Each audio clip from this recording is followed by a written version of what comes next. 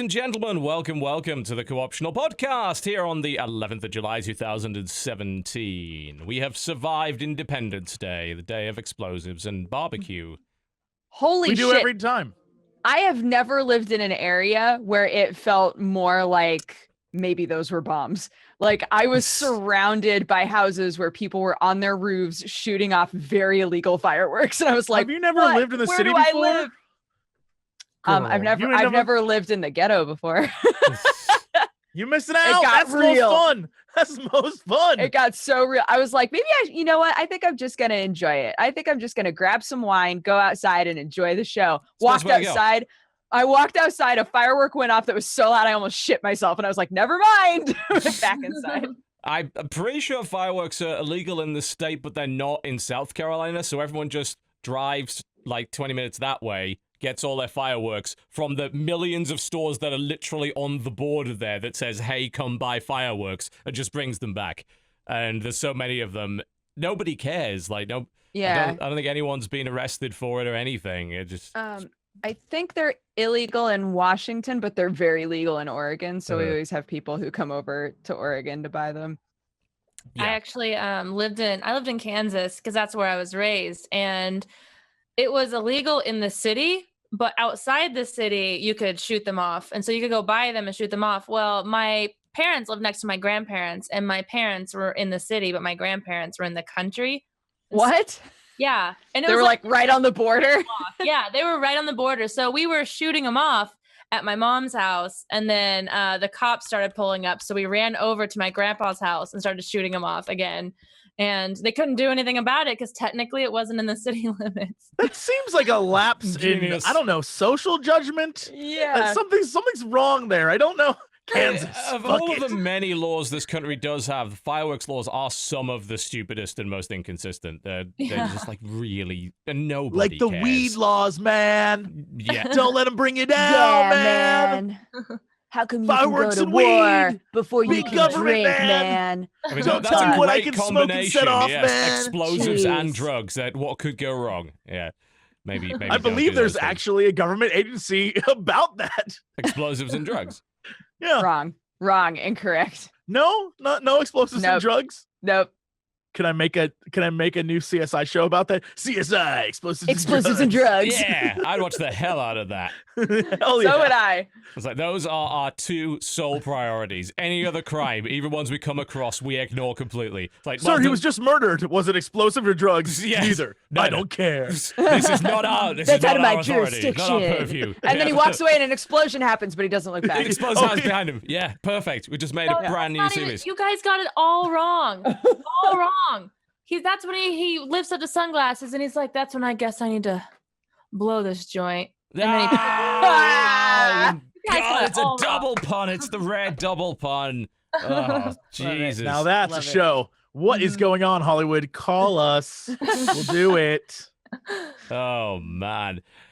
Today's episode of the Co-optional Podcast is brought to you by Audible, an Amazon company. Check out audible.com/cynical for your free audiobook. We'll be giving you some recommendations from our library of audiobooks a little bit later on the show because everybody knows we have impeccable literary taste. Mine comes from my mother-in-law, so you know that's going to be some good shit. Nepotism! Nepotism, you say? Yep. My. So what's up, guys? Sure. Yeah. How's that was life? Great question. Good. How's games? Games. We've been doing the game thing. Have we been doing the games? Yeah, that's been happening. Games have been happening, and of course, our special guest today is Pokket. Welcome to the show. One of the longest-running streamers of any sort, I think. I mean, you were around with Justin before Twitch was Twitch. Yeah, at least on Twitch. I know that people like Tally got me beat by years, but yeah, I've been on Twitch since Justin TV, so been around a long time. That's where everyone always says, like, why do you get a global emote? And I'm like, because there wasn't anyone around then, really. Yeah. But Awesome. yeah, I'm excited to be here. So thank you for having me. What? Yes, Jesse. No, Smile. look. Okay. I was going to Pocket, say, these two have fought before. no, Pocket's wonderful. Pocket's great. I just got Starbucks, so I'm feeling great. Is what I'm. Oh, is that what that was Look, for? yeah, and look, that smile, I'm gonna say it was for you, and I'm gonna say I'm so proud of you having worked so hard to make it in the Twitch game, but really it was for Starbucks. Okay. But just man. take what you want out of it. I wish you would let me know that there was a lackey Starbucks run going. I would like some Starbucks, actually. I guess I'll just drink my water. I have what's left of it out of the fridge, and that's about it. I have a LaCroix or whatever. Oh, LaCroix? Oh my God. LaCroix boy. So can I tell you that this past weekend at Indie PopCon, I was introduced by my good friend Satchel to a song called LaCroix Boy. And then I sent it to Dodger. Shit. And I'm just going to say, Pocket, I'm going to send it to you during our break. LaCroix Boy is phenomenal. LaCroix Boy. It's a man basically like getting hosed down with LaCroix and like wearing a LaCroix jacket and like being LaCroix? sexy with LaCroix. He has a choker that says LaCroix Boy on it. It's so funny. It might be the best musical video I've ever seen in my life. But what is LaCroix? I don't know what LaCroix is. Sparkling water. Like, No, okay. Yeah, it's not. Oh, come on, man. I love it. I only like the lime. It's the only one I like. I got into, I drank vodka sodas, and then I decided to drop the vodka and just drink the soda. So now I just drink this. I don't know. It's a weird like way to get into it, but now I just drink that. And That I really sounds like what used to be my drink of choice at uni, which was vodka, lime, and soda. Just basically seltzer water, lime cordial, and a shot or two of vodka. It's nice, clean. It's a clean drink. It's good. I like it. refreshing. And Yes. it's hot in Texas, so Absolutely. Dude, yeah. What's the temperature in Texas right now? it's been in the hundreds on and off, like getting up to 100. It hasn't been like crazy like some places where it's 110, but like 4th of July, it got up to 100 and I was sitting outside for like 6 hours and the next day I felt sick. Yeah, it sounds like heat stroke. It was bad. Yeah, It was really bad. It's been like low 90s here, and that's too much for me. No, I can handle low 90s. Anything low 90s to like 70s, I can handle. But once it starts hitting 95, that's when I stay inside usually.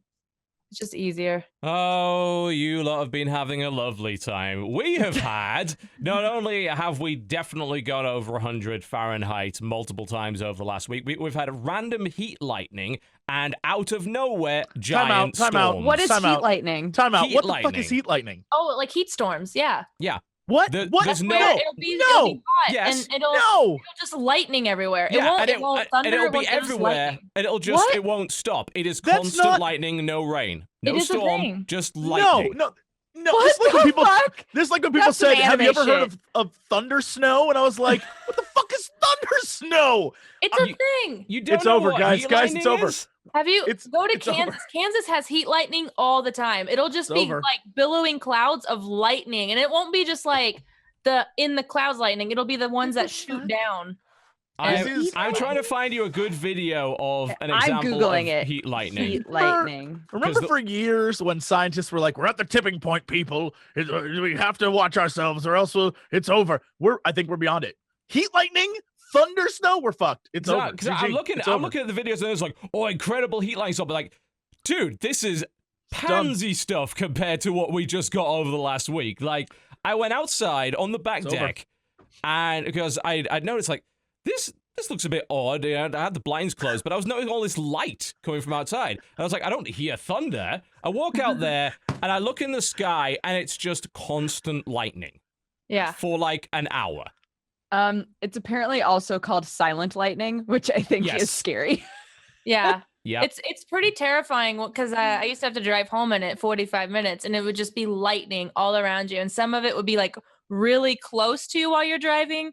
And I would just be like, okay, please don't hit me. Just don't hit me. Just don't hit the car and we're good. Yep. And just talking to myself because it's pretty terrifying when you're like, I don't see any rain. I don't hear any thunder. I just see lightning everywhere. Yep. Constantly. We get that during summer in NC. We get that a lot. That's very common. And anyone who hasn't seen it and hasn't been here before is absolutely terrified by it. It's like, what the fuck is? It's like, oh, it's fine. Don't worry. It's not. That's not fine. It's all right. It's not. That a is problem. incredibly unfine. It is really not fun at all for people who are flying into Charlotte International during one of those. I bet. I have flown in during one of those, and I assumed that it's like that. You already hate flying. Updated? Yeah, I already hate flying. Yeah, but I'm just. This is it. We're done. Like I'm not going to survive this. We're all going to die. Was my thoughts at the time. Right. It's okay. Goodbye, world. Yeah. Goodbye, world. I guess we can't complain, Dukes. We like are in a place where earthquakes are more common than rain. That's true. We're like, you'll get over it. It's just the ground shaking. Yeah. Like, Don't you'll worry. Be fine. Don't worry about it. It's okay. One day the plates will separate and we'll all be consumed by the earth. It's fine. Don't worry about it. It's just a little shake. Yeah, we have not had a problem with rain lately. I will tell you that for a fact. I finally got to see Wonder Woman, which I enjoy quite a lot. Yo. And it was good. During the show, there was this sudden, strange ambient noise. And I'm like, what's that? Is that part of the soundtrack? Theme song. I was like, no, it was the fact that we just got hit by a giant out of nowhere rainstorm that was so heavy that it made the ceiling of the theater sound like it was caving in. And then after about 10 minutes, it just stopped. So like, yep, you are very silly weather, and I don't like it very much. And why did I move here? Has anybody else seen Spider-Man yet? No, not yet. Not yet. I great. did this weekend, and fantastic. You know who stood out for me as a star that I was not expecting, because I have no idea who she is, but apparently she's popular with the kids. Zendaya. Yeah, man. Me too. I was like, she is my favorite fucking character in this movie. Oh, it's the funny one? The funny, like, emo girl? Yeah. Yeah. I liked her a lot. She was really good. She came out of nowhere for me, and I was like, yo, that girl's talented as fuck. I was like, all right, nailed it. I thought for a Spider-Man movie where Peter Parker is actually like in high school, the comedy was perfect. Good. I thought that it was like a legitimately that's what funny movie out of a Spider-Man movie. You know, you'd have to have that sense of humor in there. Like, my favorite's still probably Spider-Man 2, but I haven't seen the new one yet. That's the argument we had, is whether Spider-Man 2 was better than this one or not, which I think it bodes well for this one, and the fact that like it discounts every other Spider-Man movie. You're like, yeah. I will say, to me, it immediately felt like everyone got in a boardroom after the last two Spider-Man movies, and we're like, okay, everything we did in those, let's do the opposite, the exact polar opposite. Those really sucked. How do we fix this? Yeah. So what you're telling me is it's better than Jurassic Park, but not better than Jurassic World, right? Yeah. Yeah, absolutely. It's a fantastic. That's going to be movie. a common theme because of how many people were extremely angry at me for saying that last week. So that's going to happen again.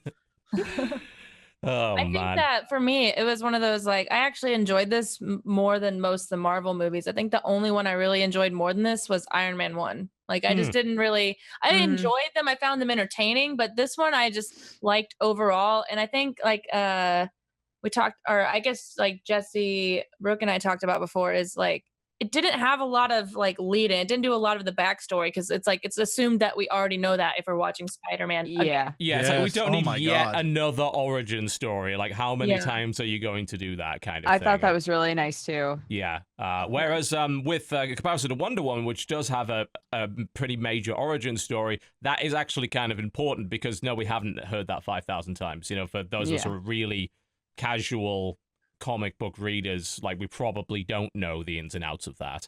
So and that was like a compelling, fun origin story too, where it was like, I want to see more of where you come from and more of like your back. I don't know what it is. That movie was very funny. I love the really period good piece writing. Superhero movie.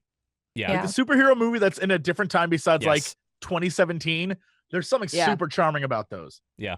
I actually like the original Captain America for that reason. Well, you got to see like more of the Amazonian women too, which I wanted to see more of, is like these women that raised her and fought, and seeing how the they were fight just on the beach badasses. was so good. So, obviously, I wanted to spoil anything, but they cast like entirely female bodybuilders and athletes. It's awesome, like reading about all of them because they're just like, it was super cool to be in this movie because set normally photos I are just so pump funny. iron. know, it's so It's cute. like you found 100 Zayas of different colors and origins and put them all in an army. It's like, that is terrifying. Oh, Yeah, it was awesome. I was like, oh shit, goals. Mm. Yeah. It was you could tell that they were bodybuilders. Some of them were bodybuilders. Some of them were crazy ripped. Yeah. Yeah. I wonder if they got any pro wrestlers in there, maybe. There's probably one or two. Possibly. Probably. Let's go and have a look at that. My favorite thing to come out of these two movies over the last few days, especially for Spider-Man, is the number of people on Twitter who are having to look up. Like, there's a lot of people who are really obsessed with the new Spider-Man. Tom Holland, is that his name? Yeah. Obsessed with him, like into this kid, but they had to look up how old he was because they were like, I feel weird because he's a baby. No, he's like 21 years old, but he looks like a baby. He looks like I was about to say, when was the 11-year-old last kid. time Yeah. the internet So cared like about everyone was that like, is it when wrong that I'm attracted to him? Like, yeah, a little bit. Well, and I actually at the movie theater even heard like someone say that about what's the funny female character in the movie? Zendaya. I heard like guys say that about her, like, oh, well, at least in a couple of years she'll be legal. And I'm like, no. That's like Don't say just that. creepy. Yeah, that's no. That happens with Look people like babies lusting to after. me. Yeah, that's I remember like happening to everybody involved in Harry Potter. Like, you know, the female side lusting after, you know, Daniel Radcliffe. And Ron. You mean Ron? Yes, the Ron, redhead. that was it. Yes, they were Everyone was lusting Ron. after Ron. Yeah, and then the male side lusting after Hermione is like Emma Watson. Like, oh god. Look, Ron's twin Thirsty- brothers were way hotter. I'm so Thirsty sorry. as fuck. And then out of nowhere, what's his face in the last movie became like Neville? became the handsomest guy on Dude. set. Out of nowhere, that guy, puberty hit him like a truck, and he came out looking better. He was like, "Hello, ladies." It was like, "Whoa, I'm here to save the day now." Like, oh fuck. Well, to be fair though, like someone like around like I guess Brooke and I's age, like we grew up with it, so being attracted was very normal for us because it's like, oh, they're like my age, pretty. They're like basically my age. Yeah. So me going, oh, they're really cute or they're really attractive was like normal. But now I look back, even if I watch like the earlier ones, I'm like, oh, I feel so wrong. You're like creeped out by yourself. No, I feel the same way. And I'm like, it wasn't weird when I was that age. We recently watched Phantom Menace, I know, with riff tracks. Didn't help, but, you know, they did their No best. judgment, Bless their hearts, they did their best. And it was very creepy watching, what's her face? Natalie Portman. Yeah. That was like, a nerd crush for a while. She's it's like Carrie Fisher, yeah, but it was all right. I've seen you in a movie where you were shoving your ass in someone's face in a G-string in a twisted stripper scene. I have seen that too. And I have I seen have. you in a movie where you're receiving oral sex and giving oral sex. And this is I've just seen that too. weird now. Shout out to Ballet. Ballet's great. Indeed, Black Swan, great movie. Don't watch it with your parents unless your parents are of a certain more open-minded persuasion. More Let's go with open-minded. that. There we go. Well, Let's you go see, with that. John, what's happening in this scene? Oh God, they actually No, started to Mom, explain no! it. No! Please stop. Well, to the Co-optional Podcast, we do occasionally talk about video games, and every now and again, Cunnilingus does come up. Iffy. Right, we are going to tell you about the games we've been playing this week over the first couple of hours. Of course, we'll also be recommending some audiobooks, thanks to our sponsor, Audible. And the last hour of the show, we're going to be dealing with a couple of news topics here and there, and we will deal with the release list, which is being culled this week by Dodger, who is removing everything that looks like it's absolute worthless. It's really rubbish. long. It really is, which is why you've got 2 hours to do it. It'll be fine. All right, let's kick it off. So why don't we start off with Pokket? What have you been playing this week? What's been going on? I've been playing. I don't know where or why everyone's complaining about not having games to play because I've been tons of just games. slamming my schedule. Yeah. With a lot of stuff I didn't get to play. So I started with Final Fantasy online and leveling up through Stormblood. I still haven't hit max level because then I started playing Bloodborne and Darkest Dungeon. Still haven't beat those, but then I started playing Final Fantasy 12. So Well, let's start with Final Fantasy 12, the Zodiac Age, then, and work back from there. So this is the HD remake / remaster of Final Fantasy 12, which when it first came out was, I think opinions on it were divided. Some people were really not a fan of what they did with the combat system, the way that they kind of turned the game into sort of a single-player MMO-like thing. Oh, I actually, I heard a lot of people say that they either really liked it because it was one of the first Final Fantasies they ever played, or they didn't like it because they didn't like the combat because they were so used to like earlier combat styles. Yeah, the sort of active time battle style of doing things, whereas this was more of you control a squad of characters, everything's in real time, you tell them what to do, or you set up a bunch of gambits which basically determine their behavior, and then you sort of watch it play out and alter it as you go along there. And there was definitely a divide of opinion on that one. It does have the best voice acting of any Final Fantasy game, hands down. The best. It's been good so far. I mean, I really enjoyed I haven't played very much because I just today, but I don't mind the combat because in a sense it kind of reminded me of Dragon Age Origins, and I really liked the combat in that, where you kind of give them commands and tell them what to do while they're doing it pretty much. So I really kind of enjoyed that. Yeah, it's a very sort of old school CRPG, and that's more of a Western RPG style of doing things, like with Baldur's Gate, Icewind Dale, and Neverwinter Nights, and so on and so forth. So it's kind of weird to see that in a JRPG, where they traditionally don't really do that. So that is a good comparison that I hadn't previously considered, because most people just go for the whole, oh, well, it's kind of an MMO, but no multiplayer kind of thing going on with it. When I played it, and it was a long time ago when I did play it, I kind of liked the system. I enjoyed tweaking the AI behavior. I think the way that gambits worked, and you could very specifically define character behaviors, was quite interesting to delve into. It's a fine game that has a lot of really fun aspects to it, but at the end of the day, the biggest problem with it, and I think this is if you look at a lot of reviews at the time, and I'm curious if anything has probably not. I don't think anyone been changed story-wise, but like it inherently involves two bland main characters and villains that are incredibly way more compelling, and side characters who are more compelling as well. Yeah, Literally, the two characters you kind of are introduced to and play are the most boring characters in the game out of anybody. Yeah. The two main characters are like, what the fuck? Like they took Luke Skywalker and made them even more bland. Yes. And let's be entirely frank, the story is Star Wars. There's not a question about that. But that's the thing, is like the villains and British Han Solo and sexy Chewbacca and all these characters are like amazingly well done and well acted, and the story with them is great, but like the overall main plot is just it's not there. It's crazy.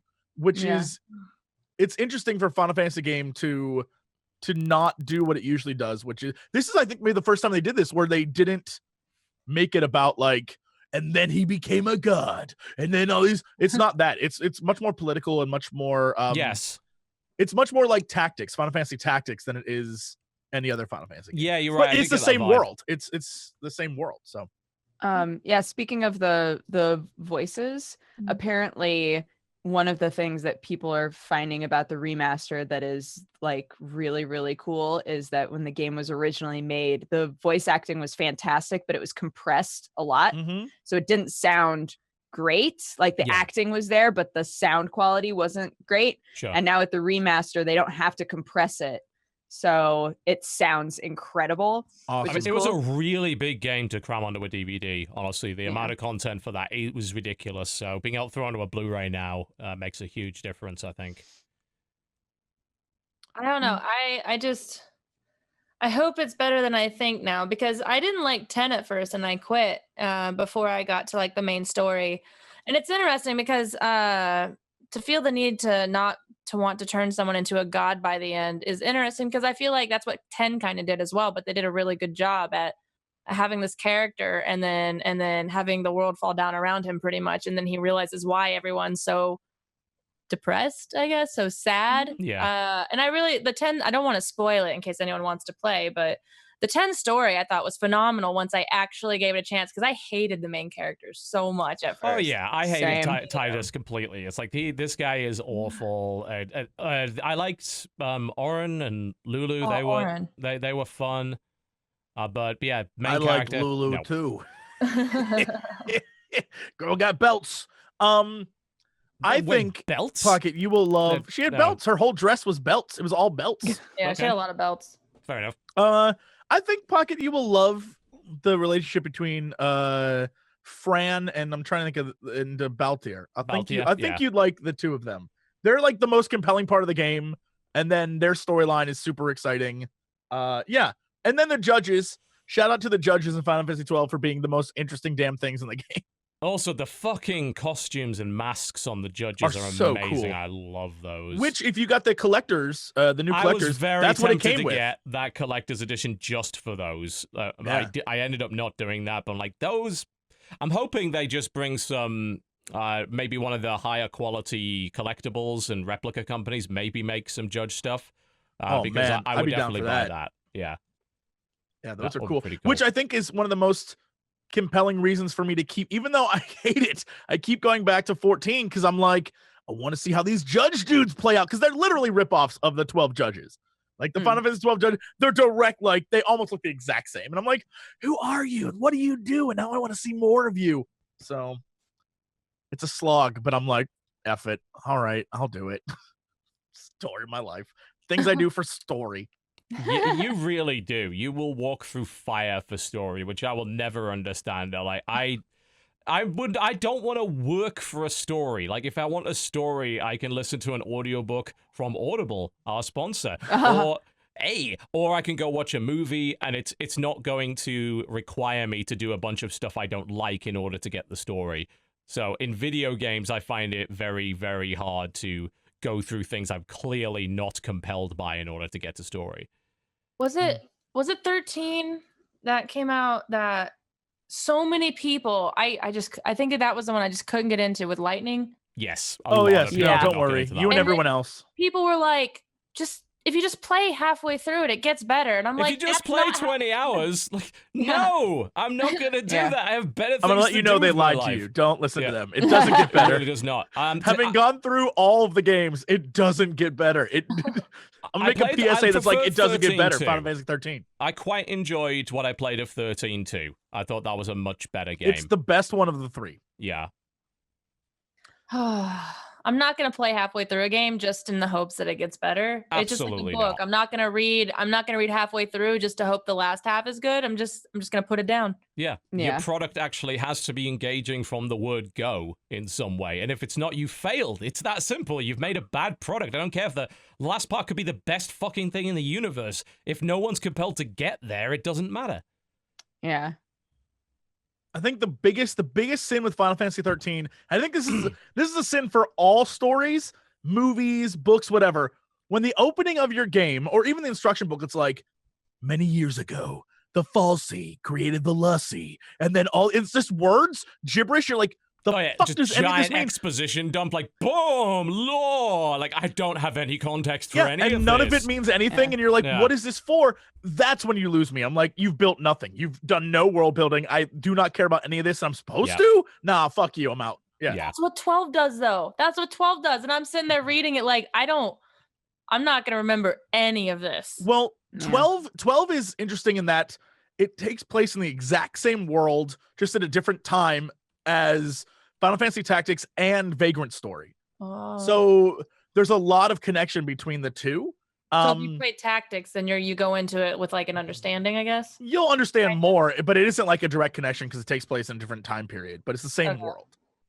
So it's interesting. But at the end of the day, truthfully, 12 is Star Wars. If they would have opened and scrawled that thing, you would have been like, oh yeah, no, this is in a galaxy far, far away. Pretty much. For all intents and purposes, yeah, it is that. I forgot to mention, I also play Just Dance. I'm going to throw that in there because someone called me out. Okay. Is it the most recent Just Dance? 2017 on Steam. Gotcha. Just Dance is on Steam? Yeah, I also did not know that it was on Steam. I've played it on the Switch, and that's weird. So, what song? What's your Just Dance song? How's the control method work on Steam? Does it just use a webcam or something? Or it uses your phone. So you download an app on your phone, and then that becomes the tracker for. It's not as accurate as like the Wii or something. It estimates. So. Some dude at PopCon this weekend challenged me to play Just Dance on his phone. I thought he was a crazy person because I was like, what? It's very on your much phone? I thought he just wanted me to dance for him on his phone. I was like, that's weird, dude. I didn't know it was a real thing. That's not the first time you've actually been asked to do that by a fan No. at a con, so it's No. not. This is not. There was a good reason for you to assume that's what he was asking for. We have been asked to do some very odd things on phone cameras. Let me put it that way. And I would appreciate it if you didn't do that in future. It's like, hey, record a message from my friend. Totally cool. Do a dance or sing a song? No. But it's so fun. And if you're drunk, I mean, then you're like, yeah, I'll dance to this. No. And then be horrible. Yeah, if you guys want to do a dance or sing a song for me on a phone, I'll accept that. But I'm not gonna do that shit for you. That's crazy. I am not your dancing monkey. You know, you can't put coins in my little windy box and have me do tricks. That's not gonna happen. Oh my god. What an amazing cosplay that would be. At a convention, I'm challenging you to a Just Dance Off. Me? Yeah. It's gonna suck when you lose. Jesse, I'm so sorry. When you lose in front of everyone. As the person that destroyed Jesse at Star Wars Connect in the dance game, he will suck, guaranteed. I can tell you. But as the person who made it into top 13 worst dances, I believe your my friend. accomplishment. I believe I have what it takes. That feels like a lifetime ago. Kind of was. It was. Go back and look at that. It's literally looking at that. It's when I first moved to LA. The footage is we look like different people. Like it's a different reality. We do. Oh my! We were so young. We had so much life. We weren't beaten down yet. We were so happy. You were drinking that $6 Iron Horse champagne, Brooke, that we somehow got from somewhere, and eating all of those jammy Dodgers from the future. What was it? The Jaffa cakes from 1887. It was Jaffa cakes. That's 1238 from like whatever it is. I believe it's still on that website. It's still in whatever year that was. It still says like Jaffa cakes eaten by Dodger. Yeah. It was like Dodger died like 3 minutes afterwards from food poisoning. Like, why did we do this thing? Why for did the goofs? For the goofs, for the fun goofs. It does have 1.3 million views, so it did all right for us. God damn it. I'm watching right now. Oh, no. Yeah. This is the person you just challenged to a dance-off. I think you'll be just fine. I'll be great. You will now. I've been practicing my butt waggle. I'm going to get you. Ghost in the Keys or the Dragostea Dente, the Numa one. That's like the funnest one. Get drunk, dance. The Maya he. Yeah. I can do that. And then all they do is like they just like it's so fun. It's ridiculous. So yeah. I was asking which ones you did. Now I know.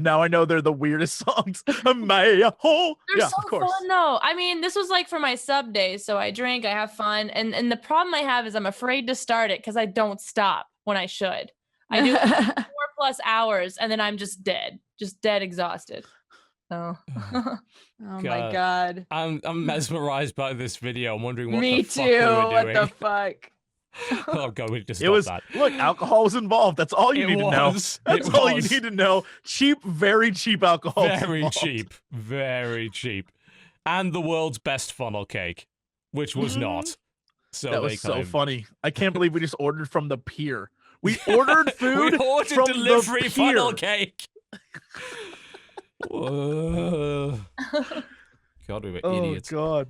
Right. Apologies. I completely derailed Pocket's description of games. Right. So Just Dance. Yes, you're playing that. That has been mentioned. People's interest has been satisfied on that one. We're gonna have a dance off. Yep, dance off will happen somewhere. That will happen. It will get filmed. It will get monetized. There will be lots and lots of views and ads revenue. And we like it. Did you say you're doing Bloodborne and Dark Souls? Darkest Dungeon. Oh, Darkest Dungeon. Okay, yes. I want to do Dark Souls because I'm so angry at Bloodborne, but I'm sticking with it. I've had many people tell me not to give up. So, well, you've played Dark Souls 1 and 2, right? No. No, I thought you had Dark Souls 3. I've gotten all the way to Sister Freed, and and she just blew my mind.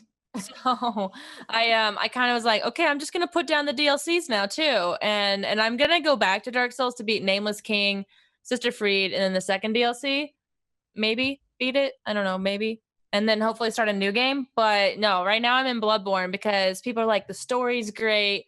You get used to the combat, just try it out. And Oh, it's so stressful. It's tough, man. It's Bloodborne is tough. It's a stressful game. And it's very punishing, and you have to figure out like nuances with each boss that you encounter, because all of them, besides the optional first one, all of them have like these things that you have to learn to counter. So like the AoE poison for the Bloodstarved. So it'll be interesting to see what happens when you go back to the older ones. From what I heard, Dark Souls 3 did take some of the ideas from Bloodborne and kind of implement them into that. When they originally made Bloodborne, they were trying to make a more aggressive game rather than a more defensive one, and the original like Demon Souls and Dark Souls were quite defensive games. Yeah, a game where you didn't have quite as much time to think. Yeah. Yeah. There's no I have not played Bloodborne, I will confess this. There's no block in Bloodborne, right? There's no shield that you can hide behind. There's a shield, but it like breaks in one hit or something ridiculous. Right. So, okay. Yeah. Yeah, because as I recall correctly, there was more of like a kind of more aggressive riposte system and just encouraging you to attack.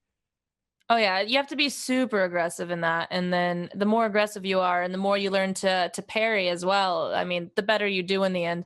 And I was very much the person with the shield and the sword in Dark Souls, so I've been having a great time figuring all of this out. I was very defensive and learned to be that way. Versus now, I'm trying to be more on the offense, and it's just I was doing great until I learned that there was an AoE poison on the Bloodstarved, and I kept dying to that. So nasty stuff. Oh, it's so hard. It's so difficult. Speaking of difficult, Darkest Dungeon causing a lot of problems for a lot of people at the moment, especially the size of the courtyard. Huge Dude, dungeon. it's cool though. Like I love that you go in multiple times in the same dungeon. I think that that's such a cool thing. Yeah, I like it as well. Like they could have very easily just added just another area that was played out the same way as the existing ones, which would have been fine. I mean, more theme, the better, right? More enemies, more items, more curios. But it's good, I think, that they made something that was fundamentally different. And also, in its sort of nature, is a bit of a kind of harbinger of what's to come with the Darkest Dungeon and what to expect there. And so you kind of get that experience a little bit earlier than you would have. What I'm understanding at the moment is that a lot of people hit the courtyard way too early and are then complaining later that this mechanic's stupid. All my people have the Crimson Curse now. I have nowhere near enough blood. Everybody's dying. And it's like, yeah. But they let you go on blood runs. They do, but the amount of people that can get the curse, the amount of blood that you end up needing can become ridiculous if you start getting infected too early. Also, people don't know about the quarantine mechanic. But they tell you that. There's a pop-up that tells you that. Well, they probably didn't read it, I would imagine. Like literally the first time that you have somebody with a Crimson Curse and you come back to town, there's a pop-up that's like, don't put a person with the curse and a person without the curse in the same place because the person without the curse will get it. It's contagious. Yeah. Evidently, a lot of people did not read that because y'all need to fucking read. Yep. I don't even read it. I read that. Ton of people whining about it on the Steam forums. Never mind. Take that guy out. Yeah. Ton of people whining about it on the subreddit and saying that the mechanic's terrible and all that kind of thing. And people just giving advice like, look, you don't go. You can get the quest early, but you probably shouldn't go in there early. And you don't have to. And apparently they're not going to start invading other dungeons until you actually get one of those quests down. So you can prepare. There's ways to do that. Yeah. And you should. Which I think comes back to the advice that you gave people you gave Yahtzee last week when you were talking about Crimson Court Dodger, where you said you don't recommend it for a new player. Like, I don't. Yeah, that's literally what I was going to say again, is I don't think that somebody who's never played Darkest Dungeon before should play with the DLC off the bat, because it bumps up the difficulty quite a bit. It gives you like a few extra things to keep track of in a game that already gives you a lot to keep track of, right? So yeah, it does. And it's unfortunate that people sort of that don't understand the mechanics will then start to spread misinformation about the game, because it gets even more of a reputation. Like, it's RNG bullshit. It's RNG bullshit.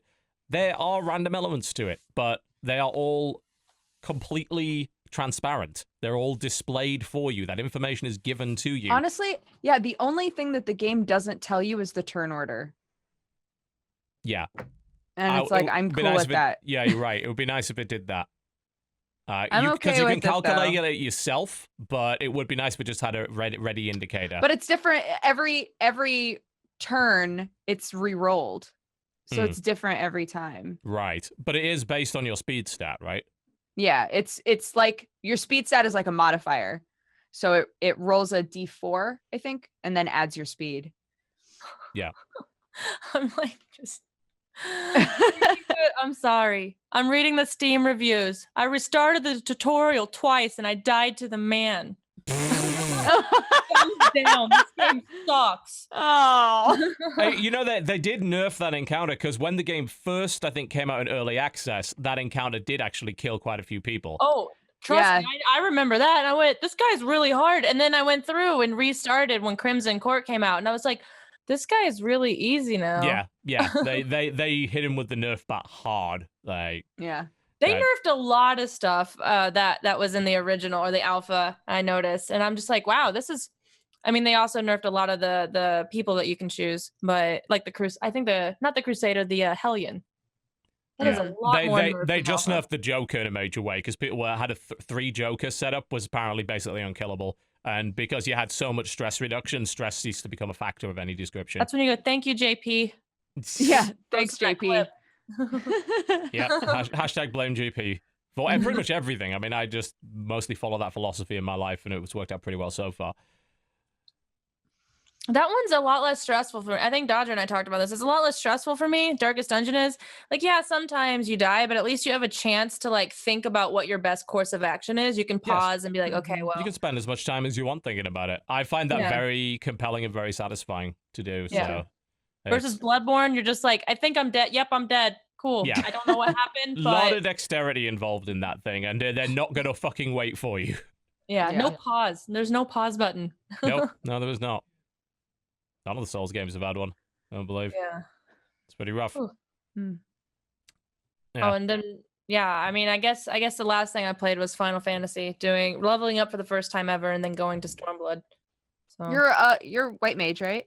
Yeah, I'm white mage and scholar. So I'm How getting. are you liking it? How was that level up experience through content, which a lot of people have said is not that great until you hit Heaven's Sword? You know what's great about it is I was just taking my time leveling up. I was having a good time just leveling on my own. Then I hit 50 and everyone's like, "Oh, here's the fun part. Now you have 150 quests that basically give you no experience and you have to get through them before you can do Heaven's Word content." And I was like, "You're lying. You're just lying. You're just lying." And then I got halfway through them and I was like, "Okay, I'm boosting." I just boosted because I just get that $25 potion and say, "Fuck that shit." Oh my gosh. It was, oh man. It was so brutal to do that. And so I just boosted all the way to 60 and it was like, forget it. I'm just not going to do it again. Again, it comes back to the point we made earlier. Why on earth would you play through shit you don't enjoy? Like, yeah. Well, was it like you got to 50 and then you still had all of the like end game content from Realm Reborn to do before Heaven's Word started? You have to, because I was a new player. I'm not someone that leveled up when it came out and then did the quests as they came out and then did Heaven's Word when it came out. I'm someone that basically got them all shoved on me at once. It was so brutal to do because it was just like all these quests are completely useless. Like I did half of them and didn't even gain half a level. And I guess that's like, because as a person who did play it, hush, Jesse, you hush. Jesse hates this game. Crack. Oh, they're not useless. That's grade A story. No, here's the thing. Most of them are fetch quests, and that is so frustrating. Go find this. What about Final Fantasy 14? Most of what is what? The end game, like Final Fantasy 14 is mostly fetch quests. Yes, go on, continue. Are you so? Don't be so mad. I'm so salty about that game. I just want it to be more than it is, and it never will be. I don't like fetch quest, and when the end game quests for Realm Reborn are just like majority fetch quests, I'm just like, I was like, this is too much. I can't do it. I'm literally losing my mind right now. Like it is gone. But once I boosted and started doing the Stormblood stuff again, it was a lot more fun at that point, and I started enjoying the content again. So. Yeah, that's what I've heard from a lot of people. And it just seems, if I ever bothered to play it, I would pop those potions immediately. Like, yeah, it's just not worth it. I'm not going to play through a bunch of bullshit just to get to stuff that's actually good. Yeah.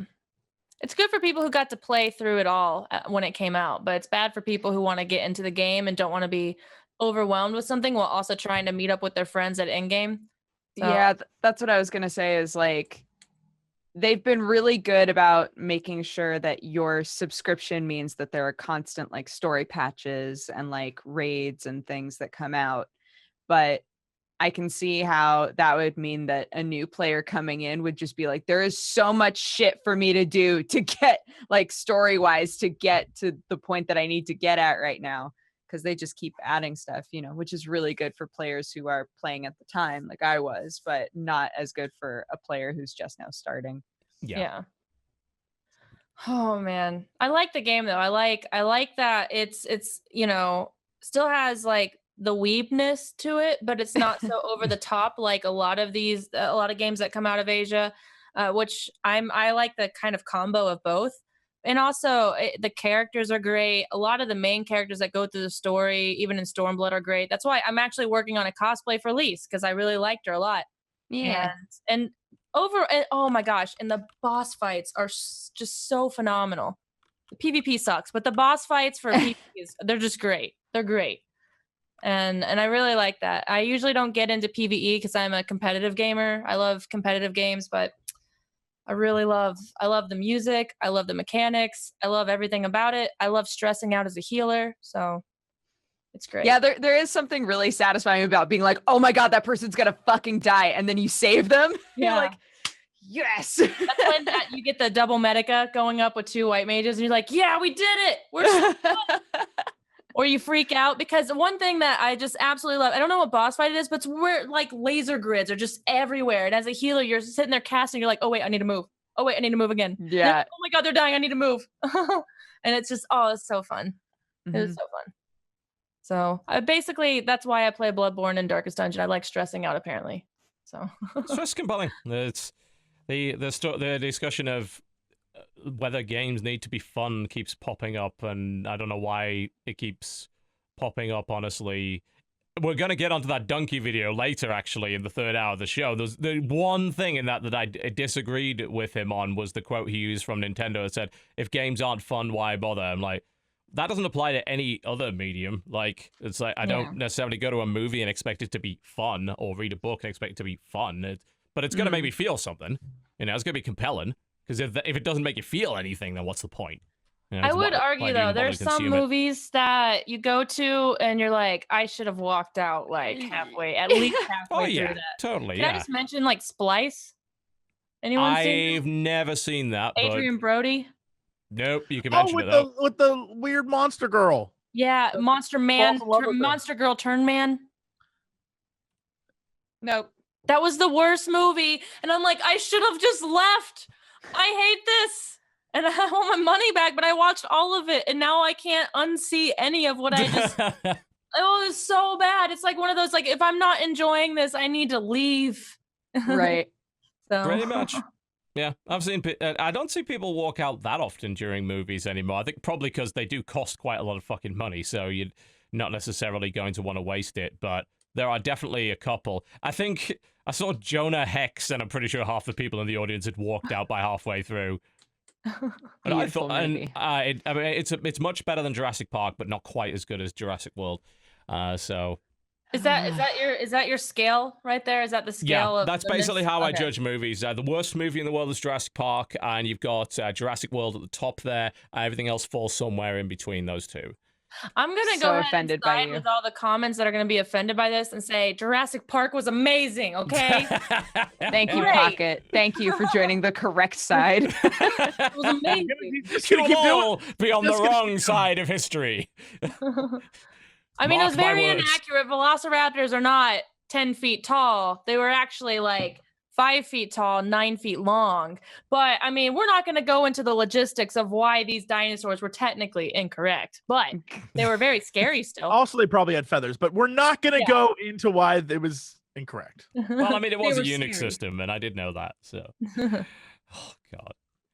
Oh man, I love Jurassic. Oh, I can't believe you don't like it. There was like even a Jurassic Park-ish type game, and there were T-Rexes in it, and it was terrifying. This was like when I was 13 or something. I don't even played the remember. one on the Mega Drive or Genesis. There was the one on the Super Nintendo, I think, as well, that was really good. And you could play either the guy with the shotgun or the raptor, which was way more fucking fun. He's gonna jump around and fucking eat everybody. It was great.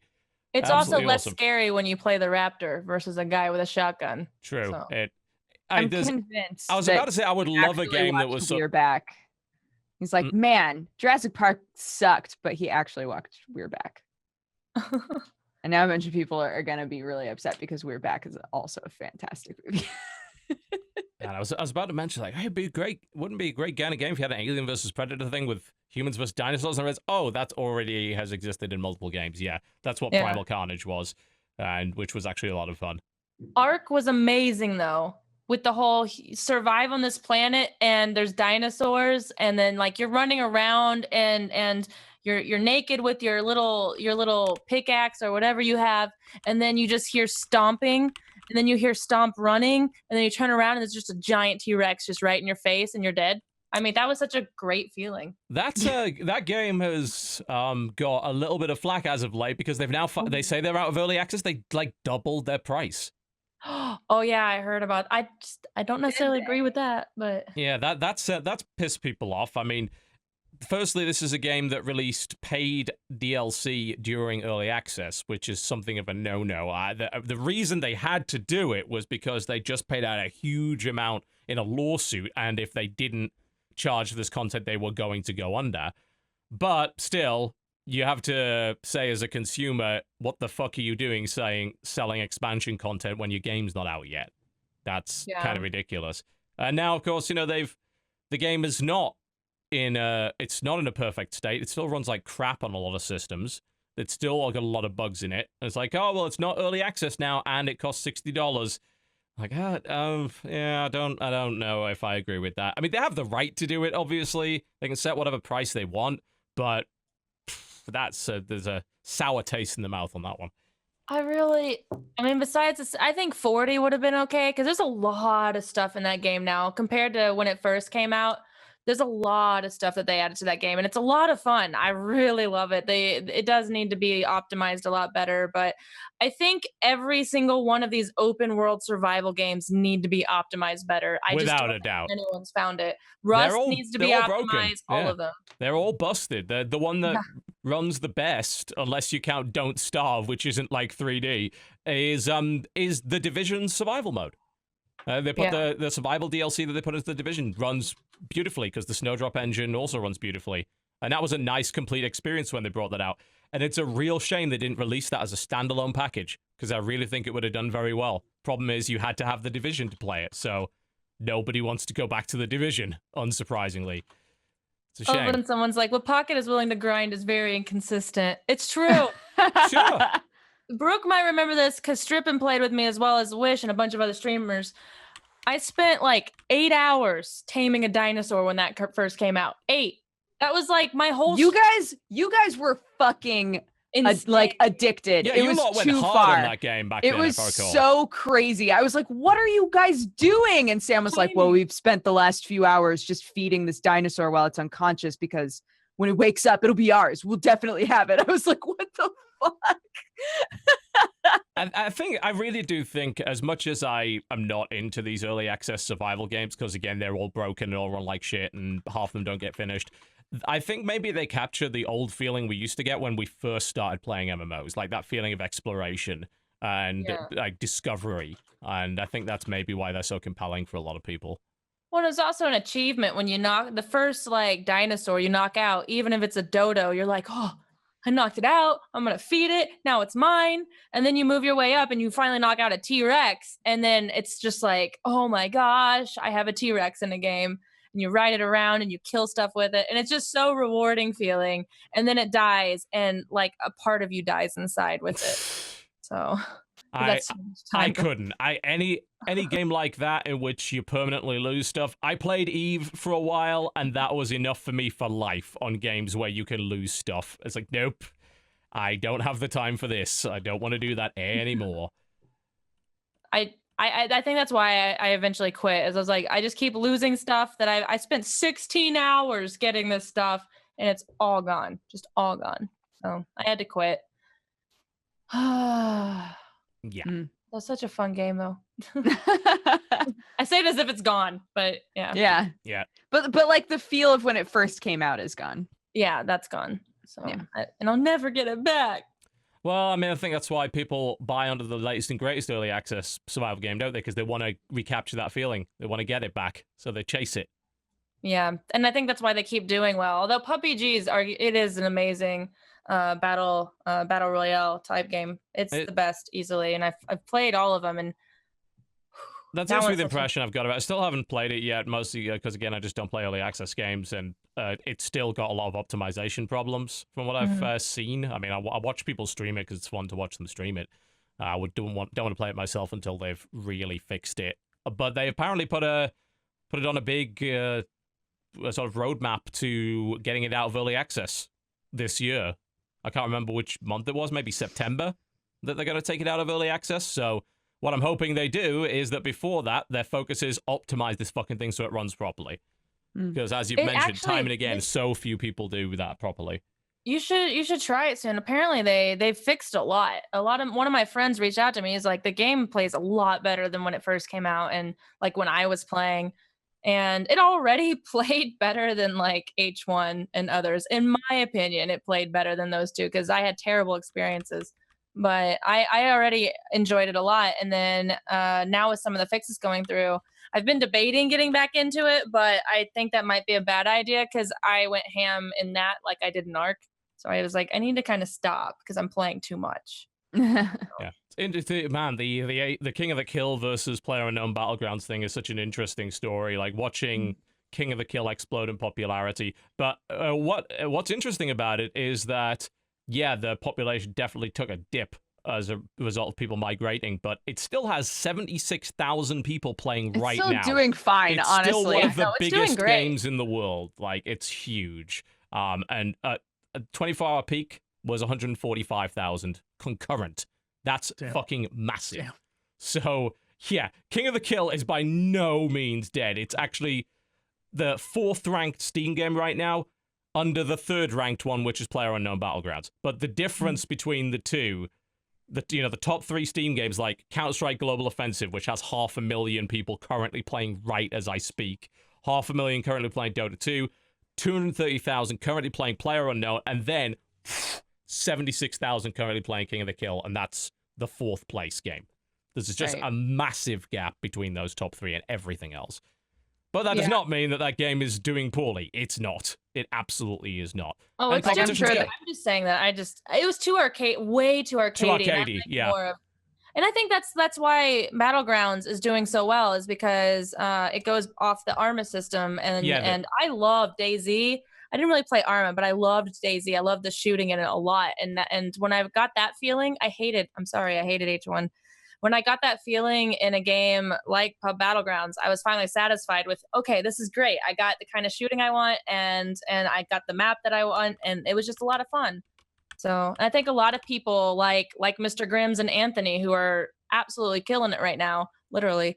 Like they're great because they played a lot of DayZ and Arma, and so they're doing great. I think there's a place in the market for both of those, because as you said, King of the Kill is a much more arcadey game, and that's what some people want. They don't want the more authentic, more milsim-like kind of experience, which PlayerUnknown leans towards versus that. I mean, I'm not calling it full-on milsim. It's not fucking Arma 3, which is hugely more complicated and detailed than that, but it's definitely more intense than King of the Kill is.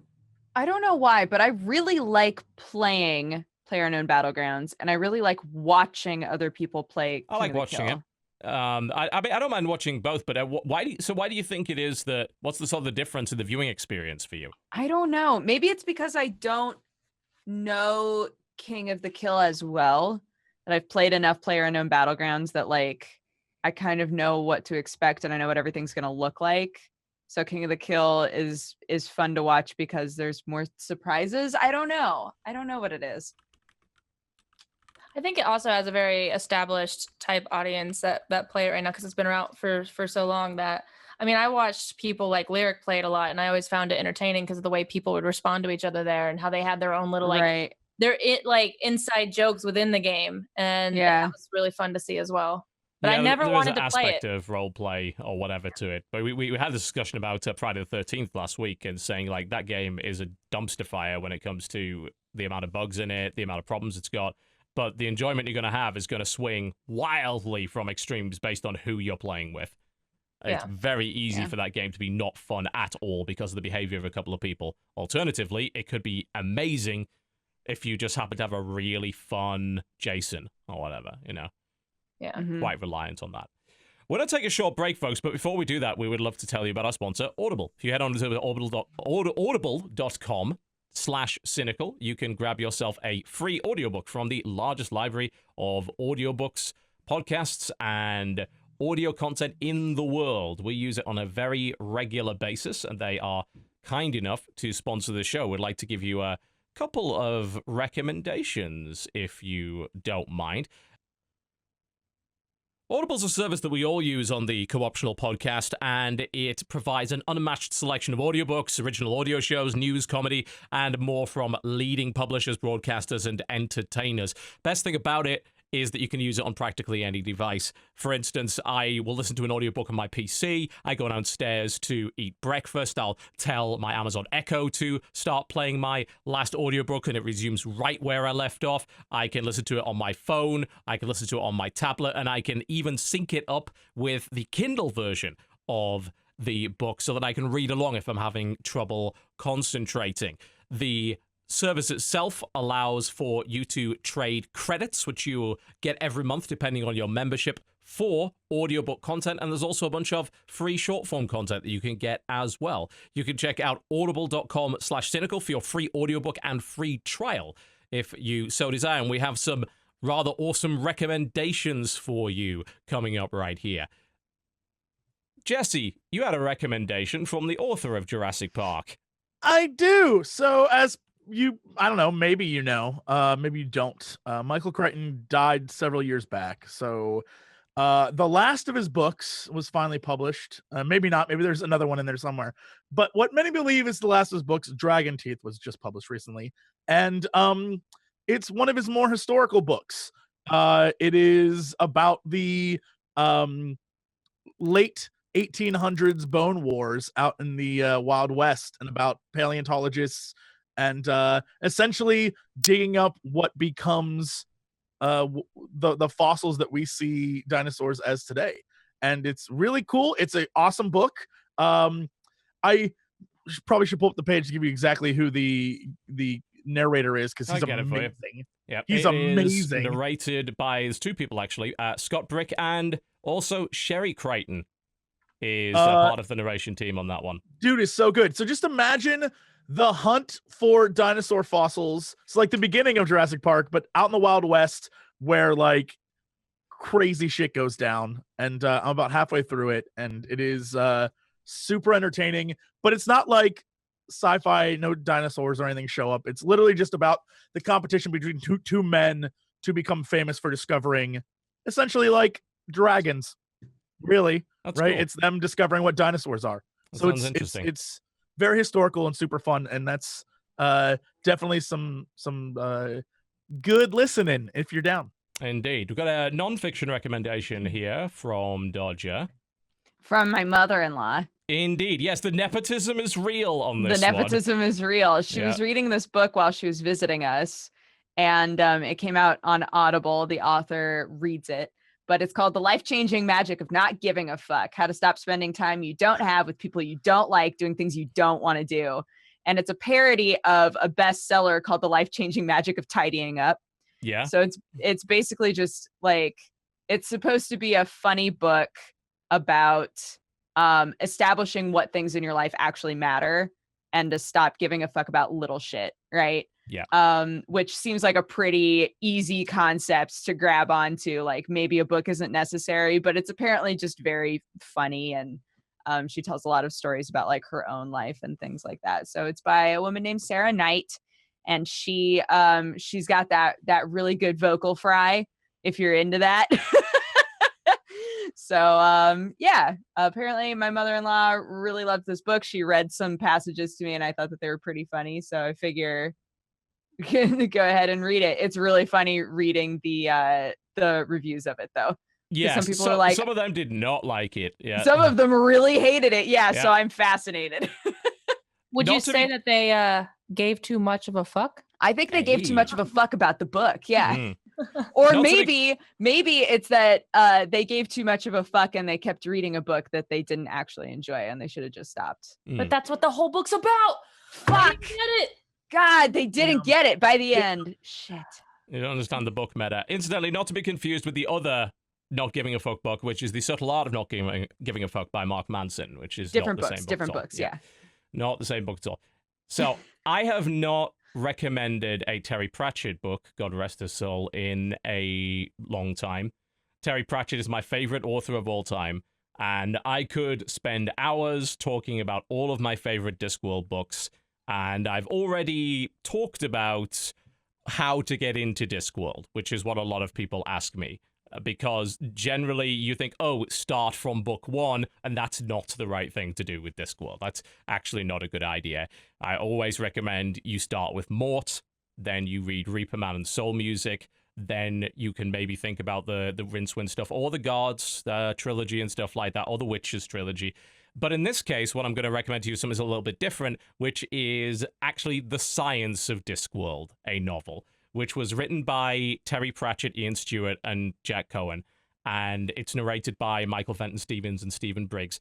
And it is essentially a fake science book about the fake science of Discworld and trying to explain it in a rational manner. So it's a fictional non-fiction book, or a non-fictional...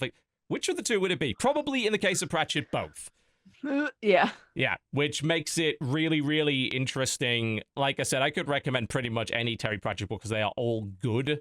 They're at least good. Some of them are phenomenal. But this one is a little bit different. It's a part of the Science of Discworld series, and it's an ideal thing to have on audiobook because it's the sort of thing that you could listen to in the background quite easily. And instead of like, oh, I just lost track of the story, since this is only partially a story, I find it's a little easier to absorb by listening to it. Hmm. So that would be my recommendation on that one, The Science of Discworld. You can check all of those books out over at Audible, and if you use our sponsor link, audible.com/cynical, you can grab yourself a free trial and a free audiobook. Thank you very much to Audible, an Amazon company, for sponsoring the Co-optional podcast. We will be right back after the break, folks, and we're going to be talking more about the games we've been playing over the last few weeks. Don't go anywhere. We'll be right back. Ladies and gentlemen, welcome back to the Co-optional podcast. Yes, hopefully you enjoyed the break. Wonderful sounds of Mick Gordon and Frank Plackey with the music right there. And my dream in the next year is to somehow set up a concert where they are both playing. And a few other people, including our friends Miracle Sound as well. That would be fucking amazing. That would be awesome. Damn right. Absolutely. I would love that. We'll see. We'll see. Right. We are back, and I've got a bunch of talking about a Switch to do, because I have one now. Oh, So, do it. Yep. Finally got it. So I picked it up in a package with ARMS, which is all right, I guess. It's not too bad. Yeah, it's okay. We had a little That bit game is so divisive. It's not bad. It is, for those who don't know, essentially it's a third-person fighting game where you have two arms and they're basically on springs and extending, and you sort of throw them at the opponent across the arena, and you can curve them and do a bunch of cool stuff, and you can do throws and a couple of special moves and things. You know, it's a fairly simplified fighting game that's quite easy to pick up for pretty much anybody, which I think was its intention, certainly. And it's a little lacking on the content front, I would say. The sort of tournament mode for the it is. The problem I've got with the single player mode, the main one, is that it mixes in a couple of game modes that suck. and that really sort of ruins the whole thing for me. There's a mode where instead of attacking the enemy, you've got to punch targets, which are somewhere in the arena. That's boring as fuck and annoying to play. And so when I came across that level in the, hey, play through the thing, like, this sucks.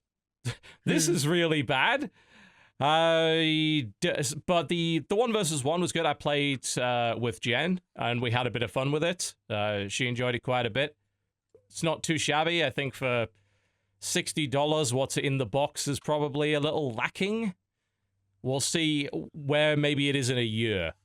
You know, right. I think right now it's like, yeah, it's, you know, it's half of the game that I would have hoped it to be, I think. But it's not bad, and it's nice to see new original IP coming out on Nintendo. So I'm not gonna slam for that. I'm wondering what the difference is, like why, because Splatoon also just had like, you know, most of what you did in Splatoon was just team v team shooting battles, right? Yeah, but it was the single really fun to play. Was awful in Splatoon. They're working on that with Splatoon 2. They've done some previews of the single player and said it is much better experience. Yeah, that's what I mean though. Is like why? How come even though the single player was really lackluster in Splatoon, the team v team part of Splatoon was fun enough that everyone was like, who fucking cares? Splatoon is fun. Whereas with ARMS apparently for most people got old after like a day. I mean, maybe there's just not that much depth to it. I mean, there is a 2v2 mode, but it's primarily a 1 versus 1 game, whereas Splatoon is a team v game. And it's not as if you can't sell a game that purely is just a multiplayer mode and have people play it for years. You absolutely can. But it's got to be pretty good, and it's got to have reasons for people to keep coming back. And I'm thinking even with the sort of regular content drops from Nintendo, would I keep coming back to ARMS? And my answer to that question right now is probably not. You know, if someone said, hey, do you want a game of ARMS? I'd say, sure, I'll play you. And what I was saying before the Switch came out, because me and you, Jesse, went at it quite a bit before the Switch came out on its usage scenarios. And how a Switch would be useful to me versus how it would be useful to you, and your conclusion being that it wouldn't be that useful to you. But for me, I said, hey, being able to have it be a portable and then also being a docked unit and being able to sit it up on a stand, hand someone a controller, play something, that's all good stuff to me. Which so far has played out actually exactly how I thought it would with the system. I've used all of its modes, and I've found them all to be, in some cases, a bit fiddly, but pretty much the kind of thing I wanted it to be. Most of the people that I see with it use the portable mode. I think the functionality there is great. I don't know. Truthfully, the only time since its release that I've seen anyone play it just as like a console, it was at a bar when people were doing an ARMS tournament, and it was on a big screen. That was it. Which, by the way, scenario-wise, was the most like playing ARMS in a bar and like a drunken competition with like randos was some of the most fun I've had in a while. Sure. So yeah, sounds about right. That is a solid way to play that game. Just like big group parties and stuff. That works really, really well. I would also argue that most people, if they were going to play it as a console, they would have it docked at home. So unless you're like going to people's houses, you would. Right. Yeah. But I'm saying like even then they still use it as like, I'm going to play it handheld while I'm watching TV. Like it's interesting that the console aspect of it is used less, but I mean, so if I had a handheld thing, not for me. We did a straw poll on this last week. It was like 50-50, wasn't it? Currently, we've got 2,500 votes in that straw poll, and obviously non-scientific, but 37%, that's 940 votes, said I most often use my Switch portably. 33% said I most often use it docked, that's 840 votes, and 29% both in about equally. So it's totally down the middle, really. It really is, right now anyway. Like, what I'm going to be interested to see is how those numbers change when stock is more readily available, so the kind of people that buy it are not the hardcore early adopters that are well aware of what the thing's supposed to be doing and kind of buy into the message that Nintendo's put out, that this is not a home console, but it's also not a portable either, it's both. And I'm using it as both, actively. And it's quite easy to use it as both. I have a projector in my bedroom The dock just sits on my bedside table. The HDMI cable runs under the bed and connects to the projector. So when I need to charge it, drop it in. I was like, oh, cool. I could just play on the projector screen now. Just hit one button and switch to that. Right. There's the name. Well, but yeah.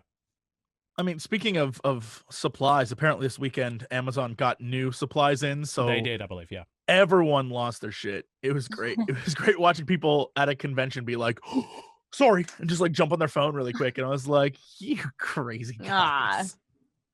Yeah. I'm gonna wait. Yeah, I mean, if there's nothing on the system that you currently want, there's no real need to have it now. What I'll say about it is that it is one of the most basic machines that I've seen in terms of its software functionality ever. Like, out of the box, it feels like an NES in terms of its functionality. Like, there's nothing extraneous at all.